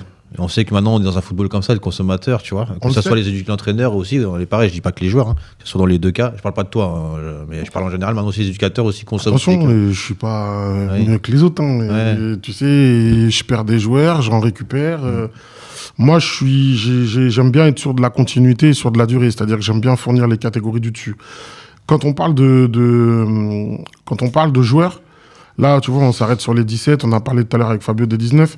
Mais là où je trouve que les éducateurs mentent un peu aux gamins, c'est que on leur fait miroiter que le haut niveau, le vrai football, c'est les 17 nationaux, les 19 nationaux. C'est faux. C'est faux, ouais. Le vrai foot, c'est les seniors. Combien t'as de joueurs qui vont aller en senior? Combien t'as de joueurs qui vont finir en National 3? Nous, en M3, je crois qu'on a 7 garçons, je crois, qui sont issus du club aujourd'hui. On a un 2006 qui est titulaire en N3. Tu vois ce que je veux dire? Donc, aujourd'hui, si j'arrive à faire passer un message à mes joueurs en leur disant « Ok, on est en 18R2, mais on va se faire une équipe compétitive pour continuer à vous former, certes, pour essayer de remonter. Si on n'y arrive pas cette année, on réessaiera l'année prochaine. Si on n'arrive pas l'année prochaine, on réessaiera l'année d'après. Ça fait partie de la vie d'un club. Tu montes, tu descends. Mais derrière, l'idée, c'est de vous emmener dans le monde senior. Et dans le monde senior, si vous avez la chance de pouvoir, ne serait-ce que vous entraîner en National 3, nous, on a gagné quelque chose. Jouer en 17 nationaux, c'est pas une fin, en fait. Justement, ça m'emmène à une question, c'est que toi, quand tu prépares ta saison de championnat en 17 national, tu fais une programmation, mais tu dois intégrer dans cette programmation le résultat, parce que toi, tu vas chercher à te maintenir, ce qui n'est pas signé dès le départ du championnat. Mais surtout, tu as aussi ce versant-là de pouvoir former les joueurs. Mais ça tombe bien, c'est parfait, c'est une question, on va faire la transition directement, tu vas pouvoir répondre à cette question, on va passer un peu à la méthodologie d'entraînement, tes entraînements, comment tu travailles, ta philosophie. Voilà, donc du coup, sur ta programmation, tu vas intégrer le championnat, puisqu'il faut gagner pour se maintenir, mais également la formation, puisque toi, ton objectif, c'est de pouvoir fournir des équipes, des joueurs au niveau senior. Les nationaux, c'est un peu comme des seniors. Ça se gère un petit peu comme des seniors. Oui. Ça veut dire que bien sûr que j'ai une programmation annuelle, mais c'est la réalité du dimanche. Parce qu'on est sur du résultat. Oui. Donc, on allie la formation avec le résultat. Alors, bien évidemment, quand tu gagnes tes matchs, c'est plus facile. Bien sûr. Mais c'est une vérité. Quand tu commences à les perdre et que tu es dans le trou et que tu te bagarres et que tu es en fond de championnat, tu vas chercher à avoir des points. Donc là, la formation, tu freines. Tu vas chercher à mais toi, gagner. tu es typiquement dans une recherche du résultat, de toute façon. Tu n'as pas le choix. En 17 mais nationaux. En formant, oui. En associant la formation, je suis d'accord. L'idée, c'est de former. Tu vois, nous, on a un projet de jeu. Bien sûr. Mais je ne pense pas que sur certains matchs, je vais te dire, là, je vais faire exprès de me mettre en déséquilibre ou je vais faire un 3-5-2 parce que je vais voir comment ils se comportent à défendre en infériorité. Mais non, mais tu peux pas. Je pense pas que tu vas pouvoir faire ça. C'est impossible. Non, mais tu peux pas. Voilà, même si tu le veux, tu peux pas. En face, tu as des entraîneurs. C'est pour ça que tu es plus quand même. T'as des mecs qui ont le DES. Je sais. Tu es dans un football aussi, tu es d'aller chercher un résultat, mais voilà, je suis d'accord. C'est bien parce que la programmation annuelle, comment tu l'établis, ta programmation annuelle? Est-ce que c'est quelque chose c'est quelque chose de commun dans le club, ou est-ce que c'est une programmation qui est établie parce que tu fais d'abord une analyse et un état des lieux de tes joueurs, tu estimes qu'il faut Non, j'ai une programmation qui nous a été donnée par le manager général du club, qui est le coach de la N3, et après moi perso, je m'adapte par rapport à la réalité du dimanche. Mais on a quand même un fil conducteur. Nous, on a la chance. Et c'est peut-être pour ça aussi que le club, il en est là, c'est qu'on a un capitaine, nous, à la tête du bateau. Et quand tu as un capitaine à la tête du bateau, c'est plus facile pour que le bateau, il avance. Oui, bien sûr. J'ai pas compris ça, le capitaine. C'est Didier Brim. Ah bah oui, d'accord, pardon, d'accord. Donc lui, en fait, il a mis une programmation annuelle que toutes les catégories doivent respecter, c'est ça? Ouais. Et vous avez le droit de mettre vous avez votre espace de liberté et de la peaufiner. Et est-ce que l'espace de liberté, toi, c'est quand le calendrier, il sort, tu sais quel adversaire tu vas jouer telle semaine. Là, cette semaine, c'est PSG. Donc, cette semaine, peut-être qu'on va défendre. Ou là, c'est Montpellier. Oui. Ouais. Oui. Tu fais en fonction du match. Je fais plutôt en fonction de match précédent. Ouais. De ce qu'on a vu, de ce qu'on a fait. Et après, j'ai mon analyse vidéo D'accord, ok. qui fait un gros boulot. Tu dois bouffer la vidéo. Aujourd'hui, c'est un outil qui est incontournable, je pense. Ouais. Que c'est un outil incontournable La aujourd'hui. vidéo, toi, je suis sûr que tu regardes le match 2 fois, mais du coup, les joueurs, eux, derrière, ils en bouffent aussi, ou c'est pour toi, pour leur faire un retour? Comment tu t'en sers? Non, j'ai un de mes adjoints qui est vraiment focalisé là-dessus et qui s'occupe vraiment de ça. Donc ça lui prend déjà un temps de dingue. Ah oui. Et après, on a le vendredi, nous, la séance vidéo. Après, on a aussi, on met en place aussi les séances vidéo individuelles Ouais, c'est ce que où sur les garçons, on va insister. Il va prendre par exemple les défenseurs. Il va prendre un joueur par joueur quand on veut vraiment appuyer sur quelque chose de bien précis. Et puis on a la séance vidéo collective qu'on fait toutes les semaines. En fait, toi, t'as créé ton modèle de jeu et toi, tu veux gagner avec ton modèle de jeu. Et c'est-à-dire qu'à chaque match, par rapport à ce que tu mets en place, tu peaufines, tu essaies d'améliorer ton modèle de jeu en fait par rapport à ce que tu as mis en place. Oui, T'es plus dans un truc comme ça. T'as pas un plan de jeu réellement défini par Non. chaque match, mec. D'accord. Non, en fait, sur le match de la semaine d'avant, je regarde qu'est-ce qui a été, qu'est-ce qui a pas été, et on va travailler ce qui a pas été sur la semaine qui Par suit. rapport à ton modèle, tu travailles sur un ou plusieurs modèles de jeu, toi, généralement? Système, tu veux dire? Ouais, voilà, système. Oui, tu veux, ouais. j'ai plusieurs systèmes. Hein. Avec plusieurs animations, ok. Ouais. D'accord. Et comment tu animes ça quel que soit le système, c'est plutôt, dominante athlétique, c'est plutôt techniquement. Ça dépend. Bah, déjà, ça dépend de mon effectif. Déjà. C'est ça. Selon l'effectif que je vais avoir, Ok. on va. Toi, t'arrives pas en disant que ce soit cette année ou dans 10 ans, ça va toujours partir de mon gardien, on va aller chercher les latéraux, on va insister sur la largeur. Ouais, à chaque fois, c'est ton équipe qui... Et si jamais je tombe sur une saison où j'ai des latéraux qui sont moyens, Mais non, mais c'est vrai que moi, ce qui m'étonne, tu vois. il y a un truc qui m'étonne, c'est vrai, c'est que moi, je pensais que, après, moi, et c'est bien, parce que peut-être qu'il y a des. Non, mais t'es franc. C'est les visions différentes qui fait aussi qu'on peut s'enrichir autrement. Mais c'est que moi, je pensais réellement que tu partais sur un plan de jeu, parce qu'en fait, vu que maintenant tu as des vidéos et que tu peux voir plus facilement les matchs d'équipe adverse, tu as un objectif de résultat en U17 nationaux, donc automatiquement, je me suis dit, pour des matchs différents, le PSG, tu vas pas jouer le PSG comme tu vas jouer, je sais pas moi, Caen ou une autre équipe de ton championnat U17 nationaux.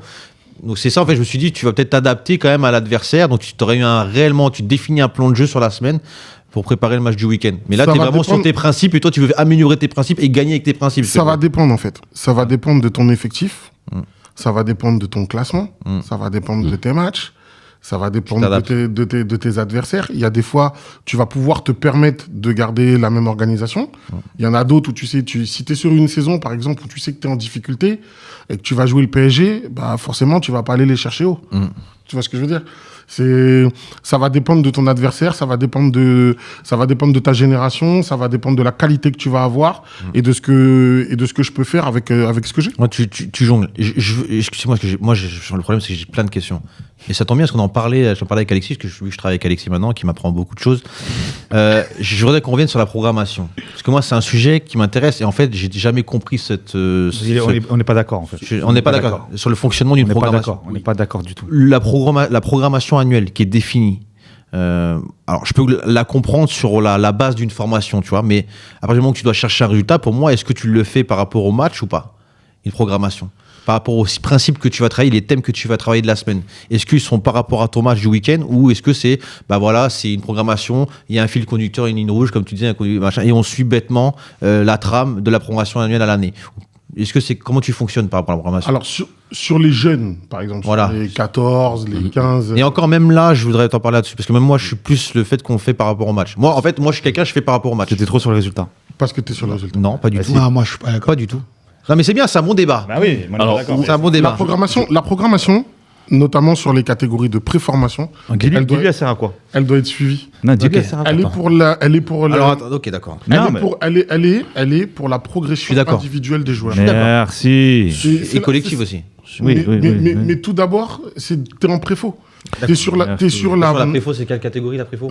13, 14. Et alors 16. Mais nous, c'est 16 districts, c'est pas la même chose. Mais on va pas faire le débat. non, sur- non, On est pas- Et en plus, on joue avec des L'objectif, c'est premières pas de années. débattre de ça. Mais je vais te On joue avec des mais- premières années. Mais après, Quand tu vas chercher de la compétition, bien évidemment, tu vas essayer de t'adapter sur ce que tu vas voir. Mais sur des jeunes, enfin sur de la préfo, ta programmation, elle doit être suivie. Tu sais que tu vas avoir un cycle où tu vas travailler ça, un Oui, bien cycle sûr. où tu vas travailler Mais une ça. programmation, en fait, il y a des cycles, donc tu vas travailler différents principes de jeu, on va dire. Généralement, on va pas se le cacher, les programmations, quand tu vois, c'est lié souvent à ceux de la Fédé, des formations que tu as fait. Donc, quand on a le ballon, tu as le conseil progresser, tout ça, des équipes finir, tu as des principes de jeu qui sont liés à ça. Donc, automatiquement, à l'année, tu vas les voir. Quoi qu'il arrive, tu vas les mettre à l'année. Mais moi, je pars sur le principe que pour mieux les comprendre et bien les assimiler par tes joueurs, quoi qu'il arrive, tu dois faire en fonction de ton match. Parce que tu sais très bien que quoi qu'il arrive, tu vas venir sur tous ces principes-là. Quoi qu'il arrive, tu vas pas passer à travers certains principes parce que quoi qu'il Ça arrive, dépend de ce ils que sont tu en vas- formation. Ça dépend de ce que tu vas rechercher.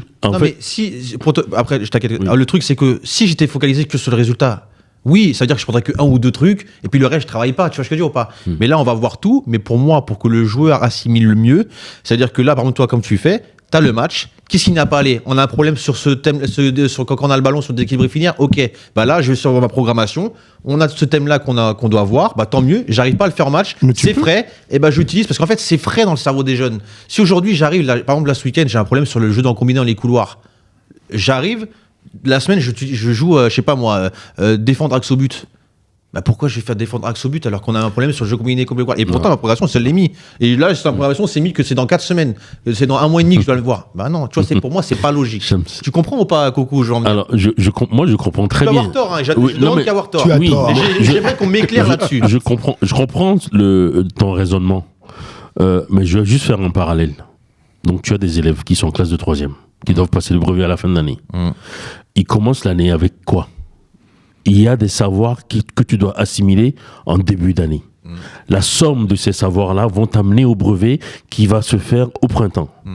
Donc tu ne peux pas, sous prétexte qu'ils n'ont pas, qu'ils ont le brevet en fin de saison, commencer ce qu'il faut faire au mois d'avril et tu laisses ce qui se fait au mois de septembre. Tu peux pas faire le théorème de Tu as Pythagore si avant t'as pas appris Non, à couper.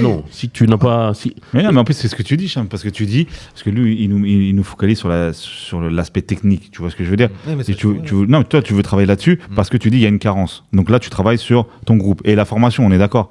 Mais à l'heure d'aujourd'hui, toi, tu es focalisé sur le résultat et tu veux justement, ton exemple, il est concret, c'est que tu veux travailler des phases de jeu où ils sont axés par rapport à ce qui s'est passé. Non, week-end passé. rien à voir. Bah si, Rien à voir. Bah, c'est ce que tu as dit. Non, mais...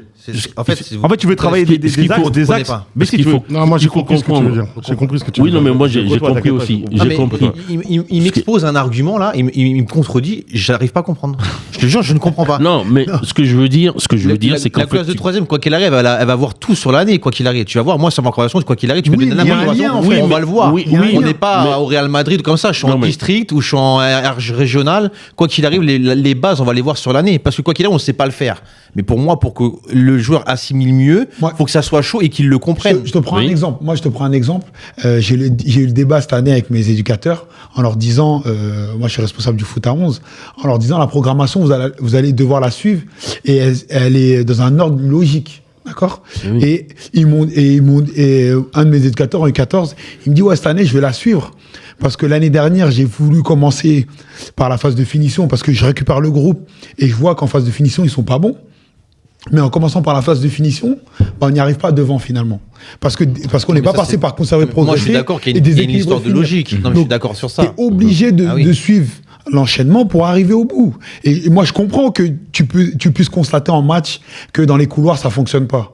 Mais vas-y, commence tout de suite par les couloirs. Mais si le ballon, déjà, il n'arrive pas dans le couloir, on fait comment? Non, mais je suis d'accord. Non, Tu vois ça, j'ai pas dit le contraire, ça, sur ça. Je dis pas qu'il faut passer d'un thème super compliqué alors que ça serait bien qu'on arrive C'est déjà même pas à compliqué. ressortir le ballon Oui, pour mais qu'on arrive. c'est C'est même une pas compliqué, logique. c'est- Tu vois, sur les 17 nationaux, par exemple, tu as déjà des acquis. Oui. Donc Bien tu sûr, peux te logiquement. permettre, Ah oui. tu peux te permettre de travailler sur Oui. la réalité du dimanche. Oui. Parce qu'il y a déjà des acquis. Oui. Ils ont été en U16, il y en a, ils ont joué Ok. en R1, ils ont joué en... Ok. Tu vois? Ok. Alors, comment t'établis ta programmation? Vas-y, dis-moi. Moi, la Alors, programmation... c'est la programmation que tu donnes à tes éducateurs. Comment tu l'as fait? Bah, comme il dit, ça dépend. Quand tu es en préfo Ok. ou quand tu es sur de la compétition en 16-18 par exemple, en fait, tu as ce qu'on appelle une progression. tu as la programmation, mais tu as aussi la progression.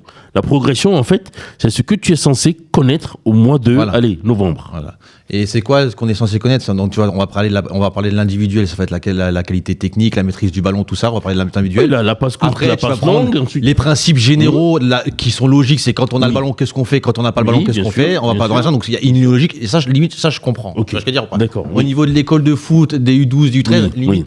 Allez. Et même pour moi, ça dépend de tes joueurs, parce qu'ils peuvent être plus matures que certains. Des fois, dans des environnements, tu as des joueurs qui sont beaucoup plus matures et qui sont mieux que d'autres. Maturité tardive aussi. Tu vas t'adapter à ton groupe. Oui. Je pense que sur certains... Moi, tu me fais la programmation. Je pense que sur certains points, s'il y a vraiment des matchs chaque week-end, je pense que je peux... Alors peut-être après, on peut travailler par cycle si tu veux, tu vois. Limite, tu vois. Mais j'aime bien prendre le match en référence, quand même. Oui. Pour quand même pour montrer que sur ça, on a du mal. Ce principe de jeu-là, qu'on travaille dans notre progression, on a du mal à la mettre, donc on va travailler ça. Tu vois ce que je veux dire ou pas? Parce que pour moi, ça reste chaud. Ça reste quelque chose qu'on ne maîtrise pas. Ils vont comprendre qu'on n'a pas réussi ce week-end-là à gagner le match parce qu'on n'a pas réussi à faire ça peut-être. Et bah cette semaine-là, on travaille ça. Et pour moi, si tu pars dans une logique, et je pense qu'un joueur va comprendre, donc va être intéressé parce qu'on va mieux mettre en place sur le terrain. Et la semaine d'après, ça ne fonctionne pas. Et la semaine d'après, ça juste en place. Juste un point. Ok, Larry, ça devrait mieux fonctionner. Tu travailles bien. Si par exemple en septembre, je travaille sur la passe courte, la passe longue. Est-ce que tu as une urgence de résultat au mois de septembre? Ah non, mais après ça. Même en moi, je parle pas spécialement de ça. La passe courte, c'est une règle d'action individuelle. C'est quelque chose qu'individuellement tu dois savoir faire. Et ça va être lié généralement. Moi, tu me dis passe courte, passe longue. Moi, je vais te penser directement du déséquilibre. Par exemple, si tu me parles sur un principe de jeu, je vais te dire un principe de jeu, tout ça. Mais c'est que je te parle vraiment sur les principes de jeu que je vois sur une programmation. Pour moi, c'est quand même là, on parle football. Je pense qu'un joueur, moi, je suis persuadé qu'un joueur, faut que ça soit lié quand même à ton match. Mais par contre, si je ne viens pas sur certains grands principes de jeu et qu'ils ne les maîtrisent pas et que je te dis comme là, non, parce que moi, je sais très bien qu'avec mes matchs, quoi qu'il arrive sur l'année, on va tout voir. Tu vois, c'est logique. Oui, mais alors si tu vas tout voir dans l'année, pourquoi tu fais pas dans l'ordre? Ça, je comprends pas. Non, mais c'est pas une question. C'est logique en fait. Là, t'es logique. Mais non, parce que toi, tu vas travailler déséquilibré, finir. Après, tu vas travailler défendre axe au but. Après, tu vas dire, bah vas-y, on va faire ça. Je vois pas l'ordre. Tu vas faire par rapport au match. Ça peut être un bon ordre par rapport au match. Je vois pas le truc. Mais moi, dans l'autre sens, parce que j'ai déjà eu cette discussion avec les éducateurs en disant ouais, tel week-end on va jouer telle équipe, donc du coup on devrait travailler tel principe. Moi, je dis à mes éducateurs, qu'est-ce qui vous empêche? Pas par rapport à telle équipe. Ça, c'est différent, les gars. Oui, mais par rapport au match, quoi qu'il arrive. Qu'est-ce qui nous empêche? Qu'est-ce qui vous empêche de suivre la programmation et le week-end, dans votre causerie, dans votre discussion, d'insister sur un autre principe qui n'a pas été vu le week-end? Ok, on a travaillé ici, telle semaine, on a coché. Bon. Non, mais s'ils l'ont pas vu, là. Comment? S'ils l'ont pas vu. Ouais, on a en U16 et en U14, ils l'ont pas vu travailler dans les cours. T'as combien d'entraînements? Oui, mais voilà. Il y a qu'est-ce qui vous empêche? Ça dépend du niveau. Deuxièmement, comme il dit, à un moment donné, à la fin de t'as tes 3 séances, dans ta dernière séance, il y a la mise en place. Dans la mise en place, on peut dire aux garçons de switcher et que dire on va insister dans les couloirs. Et pourtant, toute la semaine, on a travaillé sur autre chose. Oui. L'un n'empêche pas l'autre, tu vois. Après, moi, je dis pas qu'il y a une meilleure que d'autres, mais je pense que quand on a été joueur, moi, j'ai joué un peu au foot, pas longtemps, on va dire, mais... il a du mal, il a des vidéos, attention. J'ai du mal à reprendre. J'ai des vidéos, attention. Mais je trouve que quand c'est frais, la compréhension est fraîche, c'est mieux de revenir maintenant que d'attendre plusieurs semaines sur revenir sur cette problématique. Moi, ma crainte de ce que tu dis, c'est que tu sois... mais je suis d'accord avec vous. Ma crainte, moi, je l'ai testé, j'ai fait les deux trucs et je te dis la vérité. Mais ma crainte, moi, quand j'ai commencé ma première année en région, c'est ce que je faisais. Cette semaine, on n'a pas été bon sur ça. La semaine prochaine, on va faire ci, on va faire ça. Mais ma crainte, c'est quand tu es dans un championnat, souvent, soit tu domines, tu es dans les 2-3 qui jouent la montée, soit tu es dans les 2-3 qui jouent le maintien. Donc, si tu joues dans les 2-3 qui jouent la montée, toute l'année, tu vas bosser la même chose. Tu vas bosser, qu'est-ce qu'on fait dans les 30 derniers mètres, parce que tu joues la montée, les adversaires vont venir te chercher. Ouais, mais sauf que l'année d'après, ces joueurs, ils passent d'une catégorie, et là, ils sont un petit peu plus en difficulté, ils sont première année. Et là, ils doivent défendre. T'as pas tout vu dans l'année. Tu vois, c'est ce qui me fait peur, tu vois. J'ai rien à voir. J'ai dit, moi, comment on établit une programmation? Tu vois, pour moi, c'est que mon avis à moi, tu vois. Pour moi, quand j'établis la programmation, déjà, une programmation, on va parler de ton identité. Si on va vraiment loin, on pousse loin, on va parler de ton identité du club, ta culture club, pourquoi on travaille ces principes-là, quel football on veut ressortir ensuite, parce que peut-être que nous, on est un club formateur et on veut qu'ensuite, on les amène vers du senior, donc on a une image. Il faut que ce soit des principes, parce que tu peux pas, toutes tes catégories vont. Alors, il y a des clubs qui le font, mais toutes les catégories jouent pas de la même manière. Je compte de toute façon. Oui, mais parce que toutes les catégories n'ont pas les mêmes profils de joueurs, donc tu peux pas. Une programmation, ça s'adapte aussi. Hein. Attention, hein, tu vas prendre ta programmation, tu vas la mettre en place, tu vas l'adapter la saison d'après parce que tes joueurs vont être différents, parce que tu vas avoir besoin de travailler aussi peut-être différemment, mais tu auras toujours un fil conducteur, c'est ça qui est important. Non, mais les gars, C'est à partir obligatoire. de la formation, donc une formation c'est U15 jusqu'à senior, on va dire, tu vois. Ok, oui. Mais t'es obligé à un moment de faire par rapport à ton match du week-end. Par rapport au résultat. D'accord. Généralement, Du si coup- t'as un club qui a bien travaillé, oui. ils ont déjà assimilé avant beaucoup de choses. Oui, bien les bases, sûr. ils les sont assimilés. D'accord, ok. Tu vois ce que je veux dire ou pas? Mais maintenant, toi, tu veux obligatoirement travailler sur le déséquilibre fini. Après, on passe à autre chose. Ok. Ouais, voilà, vas-y.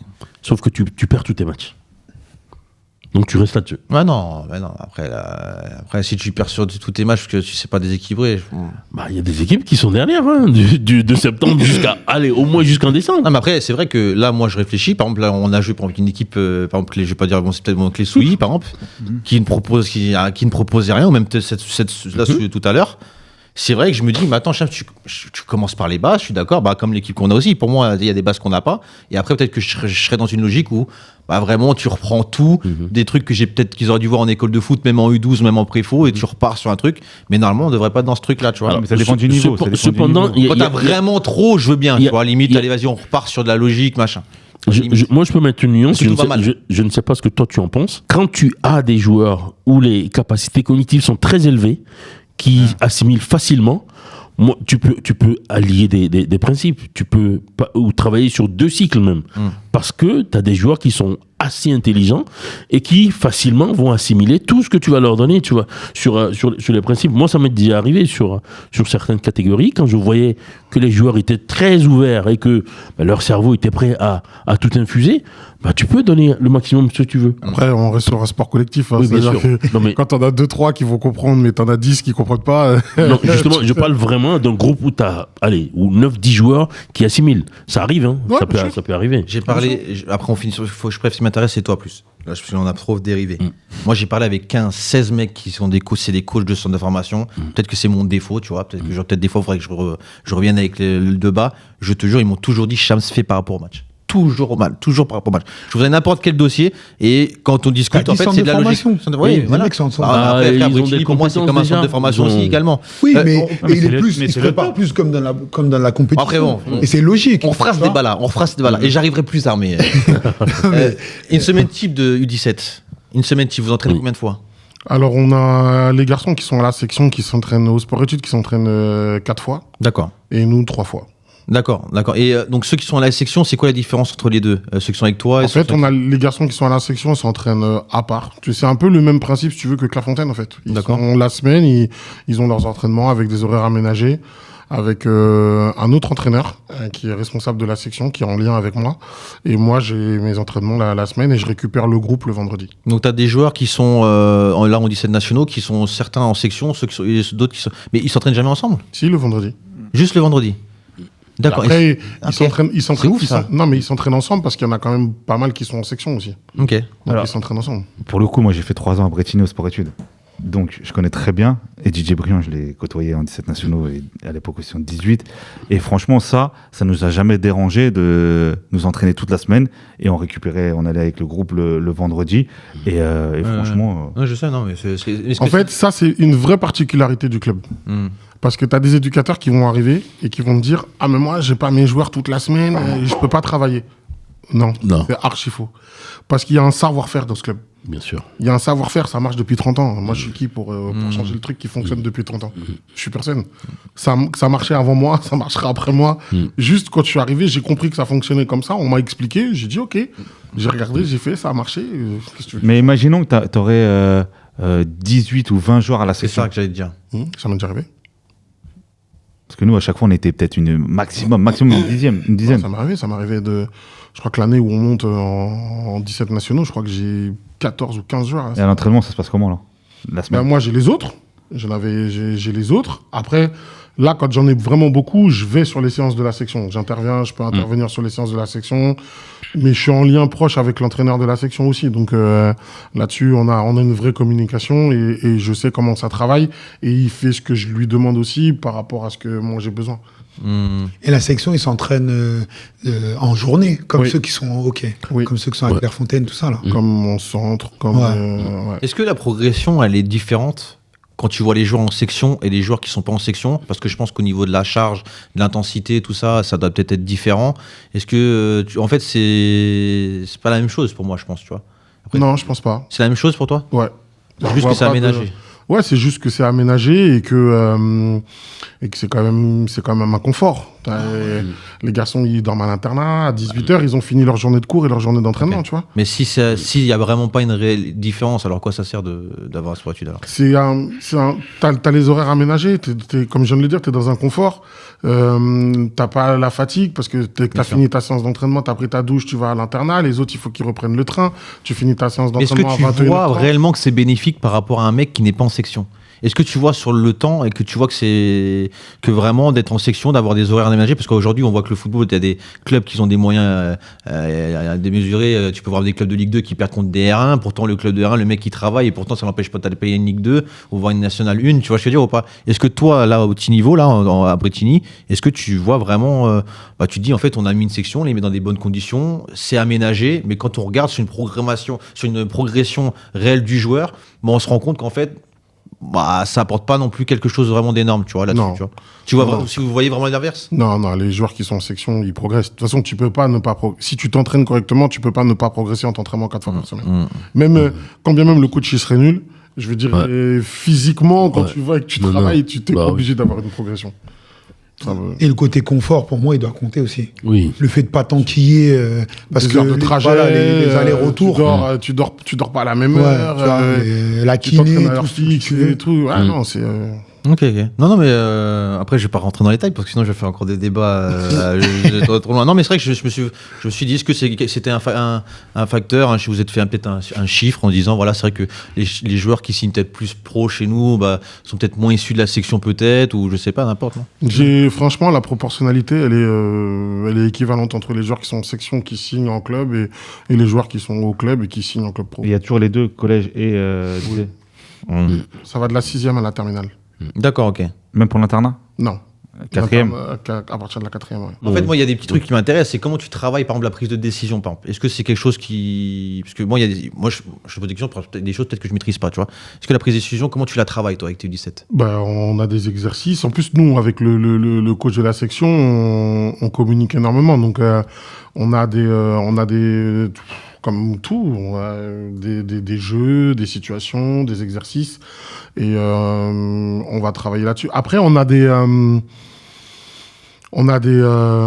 des préférences où on travaille plus régulièrement. Tu vois, quand tu parles de la prise de décision, on la travaille régulièrement. La technique, par exemple, j'ai un atelier technique tous les mardis. D'accord. Tous les mardis, mes joueurs, ils mangent de la technique. Vous Ah ouais, dû t'as voir, fait une vidéo sur Foot avez Idéal. dû voir La technique, c'est quoi? Vous avez dû voir la vidéo qui est passée l'année dernière, là, Ouais, où c'est vrai, sur un c'est des joueurs, parce que la semaine à l'entraînement, en fait, même moi, ça m'a fait rigoler, parce que mes potes, ils m'ont envoyé ça, j'ai rigolé. La semaine à l'entraînement, je travaille régulièrement les contrôles passes, tu vois. Et j'ai un de mes joueurs qui râle, il dit, on fait encore des contrôles passes. Et le week-end, ce joueur, et je le titularise, le ballon qu'il arrive, il me rate, il me fait un contrôle qui part à 50 mètres. Je dis, voilà pourquoi on fait des contrôles passes à l'entraînement, en fait. Donc, c'était...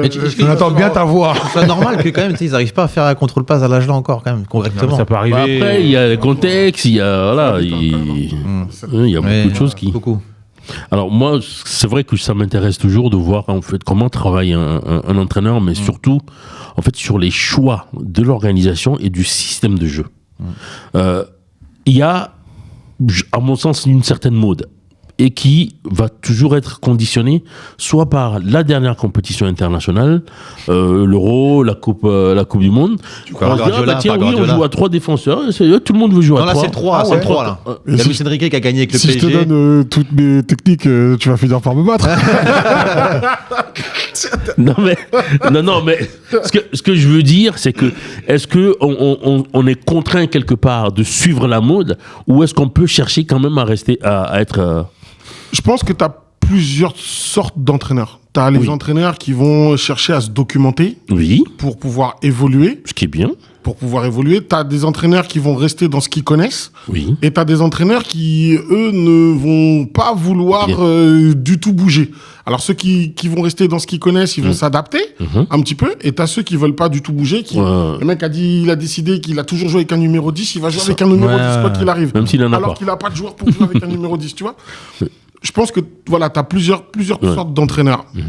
Moi, je fais pas partie de cela. Je fais partie de ce type d'entraîneur qui va s'adapter aux joueurs qu'il a. Oui. Donc, selon les joueurs qu'on a, on va regarder dans quel schéma on va jouer, selon notre adversaire, selon notre force. Est-ce qu'on est bon dans ce qu'on fait? Est-ce qu'on n'est pas bon dans ce qu'on fait? Oui. Est-ce qu'on est capable de jouer comme on en a l'habitude? Est-ce qu'on peut essayer de surprendre notre adversaire? Là, ma discussion avec mon analyse vidéo, d'ailleurs, souvent, où on discute beaucoup de voilà comment on va faire ce week-end. Est-ce qu'on va garder? Est-ce qu'on va essayer de surprendre? Parce qu'on va pas se leurrer. Hein. Nous, on regarde les matchs, mais les adversaires Bien sûr. regardent nos matchs aussi. Ah bah, faut lire. C'est Tout le monde regarde les matchs. Sur les contenus de tes séances à la semaine, donc tu m'as dit que tu en avais 3, c'est ça, toi? Ouais. 3. Comment tu les mets en place au niveau de la charge? Est-ce que tu travailles le lundi, le mercredi, je sais pas? Est-ce que tu travailles physiquement le mercredi? Ouais, On est à J-3 4 du match, donc oui, le mercredi, ça va être toujours la séance la plus forte. D'accord. Après, le vendredi, ça va être la séance à base de vitesse et puis sur de la mise en place. Ouais. Et le mardi, on va être sur de la technique et de la récup. Et puis après, on est comme tout le monde, on est dans un club amateur, on a des contraintes de terrain. D'accord, ouais. Ouais. Ah. Ouais, c'est vrai que c'est non, mais c'est. Ah, vous n'avez pas le terrain entier Pas tout le temps, Ah, ok. pas tout le temps, ça arrive.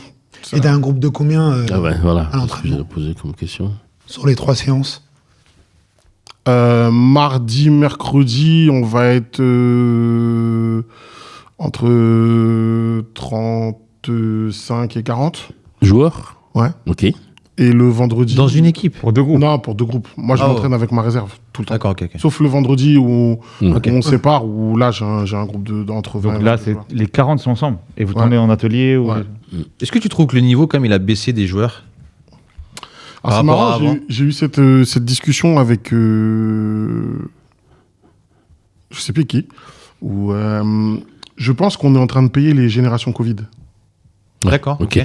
C'est-à-dire qu'on a des garçons, tu vois, qui n'ont pas joué pendant 1 an et demi en U10, U11, U12, Ouais. Voire et 2 qui ans. aujourd'hui arrivent en U17 et où effectivement, je trouve qu'on a un petit déficit de qualité par rapport à ce qu'on a connu. Maintenant, on reste quand même sur un niveau qui est élevé en région parisienne, hein, on va pas se mentir. Hein. Tu rencontres des équipes. Et en plus, il y a des coachs, tu vois, je pense à Nassim qui est à Colombes, à Racing Colombes, tu vois, ou à Fabio qui est Montfermeil. Ah, Montfermeil. ou à mes potes qui sont à Drancy, tu vois, on a quand même une manne de joueurs que les autres n'ont pas. Après, comment est-ce qu'on arrive à les faire jouer, ça c'est autre chose. Tu penses que vraiment, là, avec le Covid, parce que, bon, peut-être, hein, t'as peut-être raison, mais j'ai pas envie que ça soit une excuse aussi. Va au fond de ta mettre le pensée. Covid. Va au fond de ta pensée. Pour dire que le Va au fond Covid, de ta parce que pensée. le Covid, ils ont pas arrêté pendant 1 an et demi à jouer totalement au foot. Ils ont eu quand même des trucs aménagés. Il y avait quand même des règles de la Fédé qui nous disaient bon, vous avez le droit mettre à 2 par 2, fallait faire des règles de distance. Ah, on a- Et là, en limite, on aurait pu profiter du Covid. On est resté confiné pendant combien de mois? Mais Pendant non. 3 mois. Combien de temps? On est resté confiné 3 mois. 3 mois. On est resté confiné combien de temps? Et en Mais plus, même mais- les mais championnats- voilà, mais les la championnats saison- sont arrêtés. Et Les sans foot, ils ont pas fait sans foot pendant 1 an et demi. Hein. Non, mais Mais c'est la arrêté, les saison, championnats. attention, mais la on avait saison, pas- la saison, elle a été gelée. on avait Ah plus oui, de au matchs. niveau des matchs. Ah oui. Voilà, Il y c'est ça, avait au plus de niveau des matchs. séances, tu pouvais t'entraîner. Non, au début, Non. on s'entraînait Au début, pas. on Non, mais c'était s'entraînait juste, c'était pas beaucoup, c'était 3-4 mois. Mais non, mais on parle de gamins. On parle de gamins de 10, 11, 12 ans. Ouais, Je suis d'accord. c'est- Tu vois, Oui, c'est oui. Ouais. ceux qui travaillent Non, mais je pense que il y a ce facteur-là, oui, ok. de l'école de foot. Après, attention, je suis d'accord avec toi. Je dis pas que c'est une excuse. seule cause, mais oui, je trouve que là, on Moi, a... je me rappelle, je coachais au moment du Covid.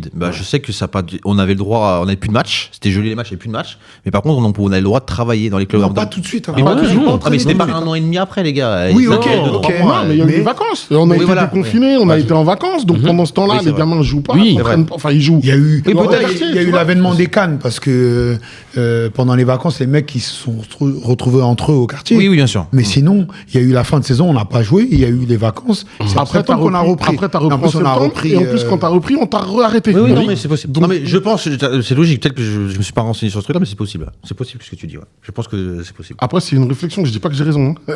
Mais peut-être que moi, vu que j'étais qu'avec des fous, peut-être qu'ils n'avaient pas le droit de s'entraîner et qu'ils s'entraînaient quand même, tu vois. Non, c'est possible. Parce que j'avais beaucoup de coachs qui faisaient beaucoup plus d'aspects individuels au plus à ce moment-là, parce qu'on n'avait pas le droit de faire du collectif. Ouais. C'était ça les premiers Ça a été critères. un Après, peu le on bon commençait côté à du travailler truc, avec des d'ailleurs. bonhommes, ouais. Ça a été le bon côté, je trouve que ça a été le bon côté un peu du Covid. On a été obligé d'adapter nos séances d'entraînement parce qu'on n'avait pas le droit au contact. Puis en plus, je sais qu'il y a des clubs qui n'ont pas respecté, mais nous, pour le coup, à Brighton, on a respecté. Donc, on n'avait pas le droit au contact. Donc, il a fallu adapter les contenus des séances pour avoir. Et du coup, on a travaillé d'autres choses. Donc, mais sur les petits, je pense qu'aujourd'hui, on le paye un peu. Ouais. Tes perspectives alors pour l'avenir, tu te vois où? Les playoffs, déjà. Est-ce que tu te vois toujours au 17 national? je rigole. Plus haut? Est-ce que tu Non, moi, je suis à Bretigny, je suis bien, je suis en place. tu veux changer de club ou pas? Est-ce que tu veux rejoindre la team Unifoot TV? On va faire une académie. Alors nous, c'est que le résultat. Non. Non, moi, je reste de toute façon là-dessus. Mais c'est sûr que tu vas pas dire le contraire, mais est-ce que Non, les gens qui me connaissent, ils savent, j'ai pas t'es changé. bien ôté dans c'est parce que tu sais qu'il y en a Moi, je suis très bien qui aussi. visent autre chose, il y en a qui pourraient aller plus haut, mais qui veulent rester avec des jeunes. Peut-être que toi, tu as envie d'aller peut-être toucher le monde senior ou d'avant peut-être. Non, j'ai déjà fait des seniors et T'intéresse aujourd'hui, non, je pense que j'ai plus la patience. Ah ouais? Je pense que j'ai plus la patience pour coacher des Toi, seniors. pourquoi les Et même U17 des c'est seniors à un bon niveau. Parce que c'est vrai Ouais. que des seniors à un niveau moindre, ça peut être compliqué. Non, je pense que mon truc, c'est les jeunes. Je pense que mon truc, c'est les jeunes. J'aime faire progresser des jeunes, sortir des jeunes. Toi, c'est super cool quand j'ai des gamins qui jouent aujourd'hui en Angleterre, en Italie, qui me passent un coup de fil, qui me demandent des nouvelles ou qui me disent qu'ils vont se marier ou tu vois. C'est toujours des trucs qui font un peu plaisir. Non, je pense que réellement mon truc, c'est les jeunes et on essaye de le faire correctement. Après, demain, je suis pas débile non plus. Demain, si j'ai une opportunité, je vais l'étudier. Ah oui, Mais, pas mal. j'ai pas d'aspiration particulière. Bretigny, c'est quoi leur objectif principal de ce club-là? C'est quoi? C'est de faire signer des gamins ou de former pour qu'ils signent pro? C'est ça l'objectif, on pourrait dire, si on devrait généraliser? Bah, on est quand même un club, ça se sait pas assez. On est quand même un club qui a plus de 100 joueurs pro quand même. De ouf, c'est vrai ça. Et tu vois, on entend beaucoup de clubs dire ah bah nous on a un tel qui a signé, on a un tel qui joue là, un tel qui joue là. On a nous 100 joueurs qui sont partis de Bretigny qui sont Donc, il y a un devenus savoir-faire. plus de 100. Plus de 100, je crois qu'on doit être à 104 ou 105 là. Et qui sont devenus pro parce qu'on a le petit Tidiane de Vermois là qui a signé pro à Auxerre là, qui commence à faire des entrées en Ligue 1. Oui, ok, ouais. Donc on est à plus de 100 joueurs qui sont devenus professionnels. Donc je te parle pas des joueurs qui sont partis en centre, qui sont revenus, tu vois, où il y en a là on arrête de compter parce que sinon c'est trop. Mais notre cœur de métier c'est les jeunes, c'est la formation et oui, nous notre objectif c'est que les joueurs partent en club pro et ensuite après ceux qui partent pas, s'ils peuvent alimenter notre équipe senior, Le senior, c'est en quoi? National 3. ouais. National 3. National 3. Quand même, hein. Mais c'est vrai que Bretigny a ce label-là de club qui forme et qui est une référence finalement, ce qui fait que les clubs professionnels ou les centres de formation ont cette facilité-là à d'abord regarder vers chez vous avant d'aller vers les autres. Bah ouais, ils nous font chier, mon frère. Ils ont la vérité depuis tout à l'heure, ils cassent. Non, je rigole. En tout cas, merci Merci à vous. d'avoir accepté l'invitation. Alors, comme qu'à chaque fois, c'est dommage que j'ai tellement de questions, on aurait dû en fait raccourcir. Bon, bref. Au pire, on viendra à Bretigny, au pire. On est sinon tu me rappelles, Non, mais je reviens. je t'appelle, oui, t'inquiète pas. Au pire, tu reviens, ouais. Ouais, je reviens avec Il plaisir. y a plein de choses. Et juste avant de quitter, donc toi aussi, tu fais par rapport à ton match le week-end. Ouais, je te rassure, je suis avec toi. On est ensemble. Je suis alors. dans ta team, je suis dans ta Merci. team. Merci. Non, Bah, Bon, Parce que Steven, lui, tu il va vas me faire bloquer chier. son numéro. Non, merci, comme ça je me sens moins seul. Parce qu'on va avoir un débat avec Coco juste après. Non, mais merci en tout cas à toi. Et, on Merci à pourra vous. peut-être passer, je sais pas, peut-être voir filmer une de tes séances, pourquoi Ouais. voir. En fait, c'est toujours intéressant. En fait, moi, ce qui m'intéresse, je te dis la vérité, c'est un peu. Et pour ça, je discute avec Alexis, je peux discuter avec Coco. Et c'est ça, en fait, qui est top. C'est que lui, il a sa vision, moi j'ai la mienne, lui, il a la sienne. Et tu sais, c'est de s'enrichir de tout ça, de mettre sur la table et qu'on pioche ce qu'il y a à apprendre, tu vois. les retours d'expérience. Et de les retours chacun. d'expérience, c'est super intéressant. Moi, je vais te dire vraiment honnêtement le fond de ma pensée là-dessus. Une séance d'entraînement, aujourd'hui, là, avec les réseaux, avec Internet, avec tout le monde peut faire une séance. De ouf, d'entraînement. c'est vrai. Tout le monde peut faire une séance Bien sûr. d'entraînement. Le haut niveau, c'est pas ça. c'est quelle va être ta faculté Oui. à gérer tes joueurs pour pouvoir avoir des résultats le week-end et faire du haut niveau. Et ça, on te l'apprend pas dans les diplômes, Non, on te d'accord. l'apprend pas Non. dans ta séance d'entraînement. Ouais, c'est cool. Tu es Ah oui. jeu, situation, exercice. Ouais. Tout le monde peut faire. Et encore, moi, je suis La manière dont tu vas l'animer va changer, Oui. va faire que les garçons vont. Tu vois, il y avait une de. Quand avant de venir, là, je regardais un petit peu pour préparer l'émission, il y avait une question qui était comment tu sais que tes garçons ont fait une bonne séance. Moi, déjà, si les joueurs, quand on a terminé la séance, ils sourient, déjà, c'est un indicateur pour moi. Parce que si le mec, il a fini sa séance, il est en train de bouder, il est là, il est pas content, c'est déjà qu'il y a un problème. Ouais. Tu vois. Et je dois être capable d'analyser ça. Pourquoi est-ce qu'il est pas content? Et au-delà du fait que tu vas préparer ta séance d'entraînement, que tu vas animer ta séance d'entraînement, comment est-ce que tu vas gérer ton groupe? Comment tu vas gérer les mecs qui jouent pas? Comment tu vas gérer les mecs qui ont envie de jouer, mais qui... Et puis quand tu gagnes des matchs et que ça tourne, tu as tendance à pas trop changer. Comment tu vas gérer tes joueurs que tu vas redescendre en réserve qui pensent qu'ils sont trop forts, parce qu'ils sont tous trop forts. Hein. Ils pensent tous qu'ils sont... tu vois. Bien Donc, sûr. mais ça, c'est valable dans tous les domaines, dans tous les niveaux, en fait. À tous les niveaux, oui. Dans tous les niveaux, que tu sois en district ou que tu sois en 17 Non, mais tu peux faire une bonne séance et ne peut-être pas prendre de plaisir parce que le joueur n'est pas réceptif à ce que toi tu veux mettre en place aussi, tu vois. Donc en fait, tu vois, tu La peux. séance, c'est pas bonne, tu alors. peux- Si tes Peut-être joueurs dans ta catégorie ou si peut-être. tes joueurs sont pas réceptifs, Mais moi, je connais par exemple des tu seniors. peux pas faire une bonne Non, mais je séance. connais des seniors pourtant qui sont à haut niveau et quand un entraîneur travaille un aspect défensif, ils veulent pas le faire. Ils prennent pas de plaisir, ils ont pas envie. Et pourtant, c'était une bonne séance pourtant. Tu vois, par rapport à ce que lui voulait. C'est dans ton rôle d'éducateur. Mais c'est vrai que toi, en tant que. Je pense qu'au niveau des jeunes, c'est vrai que le mieux, c'est que d'avoir tes joueurs qui sortent Qui de la adhèrent. séance et qui a le sourire, qui a pris Bien du plaisir sûr. dans ce Ah que tu as oui. mis en place. Tu Ah, vois. Oui, moi, mais c'est quel que hyper soit le important. niveau, c'est à tes joueurs, c'est à toi de faire de faire en adhérer sorte- tes je suis joueurs. d'accord avec toi Et sur tu ce peux pas faire Ça, un c'est l'en- truc. je suis d'accord. d'accord. Bah Ça, oui, c'est à C'est le plus l'entraîneur, dur. ça. Ah oui. C'est le plus dur à Mais faire. c'est plus ça, c'est plus dur à faire Tu que sais- de préparer une séance Bah d'entraînement. oui, Tu sais ce que je veux et- dire, un truc, mais c'est bien. Moi, je me rappelle que mais c'était ça, Vincennes, tiens. Et ben moi, tu sais, j'arrivais et je voyais des joueurs, dès que on parlait par exemple des principes de jeu défensif, j'avais des joueurs, je dis, putain, ils voulaient pas venir, tu vois, même limite, ils voulaient pas venir. Et ben en fait, il fallait trouver le truc pour qu'ils kiffent aller récupérer un ballon. Mais tu sais, c'est kiffant d'aller récupérer un ballon. C'est ce que j'ai expliqué. J'ai dit, mais vous imaginez? Là, on est là, on galère, machin, d'aller presser, d'aller harceler le porteur, de récupérer, tout ça, d'essayer de partir entre. Mais c'est exceptionnel. En fait, je pense que c'est ta pédagogie aussi qui fait qu'ensuite tu peux aussi toucher. Mais je pense qu'aujourd'hui, les joueurs comprennent pas aussi le football, ils comprennent pas ce qui se passe. Les entraîneurs aussi ne font pas passer les bons messages, n'expliquent pas aux jeunes le jeu. Pourquoi, quand tu dis à tes joueurs d'aller récupérer le ballon, pourquoi? Ouais, voilà, c'est ça. Si tu leur Je suis expliques pas d'accord. pourquoi, bah, Je suis ça va d'accord. les faire chier. Mais c'est magnifique Mais d'aller si tu leur chercher. expliques pourquoi il faut récupérer le ballon Bah et oui. qu'est-ce qu'on va faire après, Bah ouais. ça change plein de choses. Mais maintenant, on Ça, valorise quoi? Parce qu'on valorise que le but, on valorise que les deux derniers gestes, c'est limite le centre et la frappe au but. On valorise plus le mec qui a fait l'effort d'aller récupérer un ballon. On peut pas faire ça, nous. hein. Ah ouais, mais je sais. Non, mais je sais très bien, t'inquiète pas. Si on fait ça, nous, Mais c'est ça qui est triste maintenant dans le football. En tout cas, merci Stevens. Merci à vous, les Merci gars. Alexis Merci, qui a Stevens. énormément parlé. Coco également, hélas. Et puis à la prochaine pour ceux qui nous suivent. N'hésitez pas de partager, de vous abonner, de proposer des sujets. Moi, ça m'intéresse. Parce que là, on va essayer de commencer à parler un peu plus football. On va parler télé-réalité ici un petit peu des fois. Non, mais on va essayer de parler, on va rentrer un peu plus dans le fond et on va débattre sur certains sujets. En tout cas, merci à vous et puis on se retrouve pour une prochaine émission. Ciao, ciao, bye bye.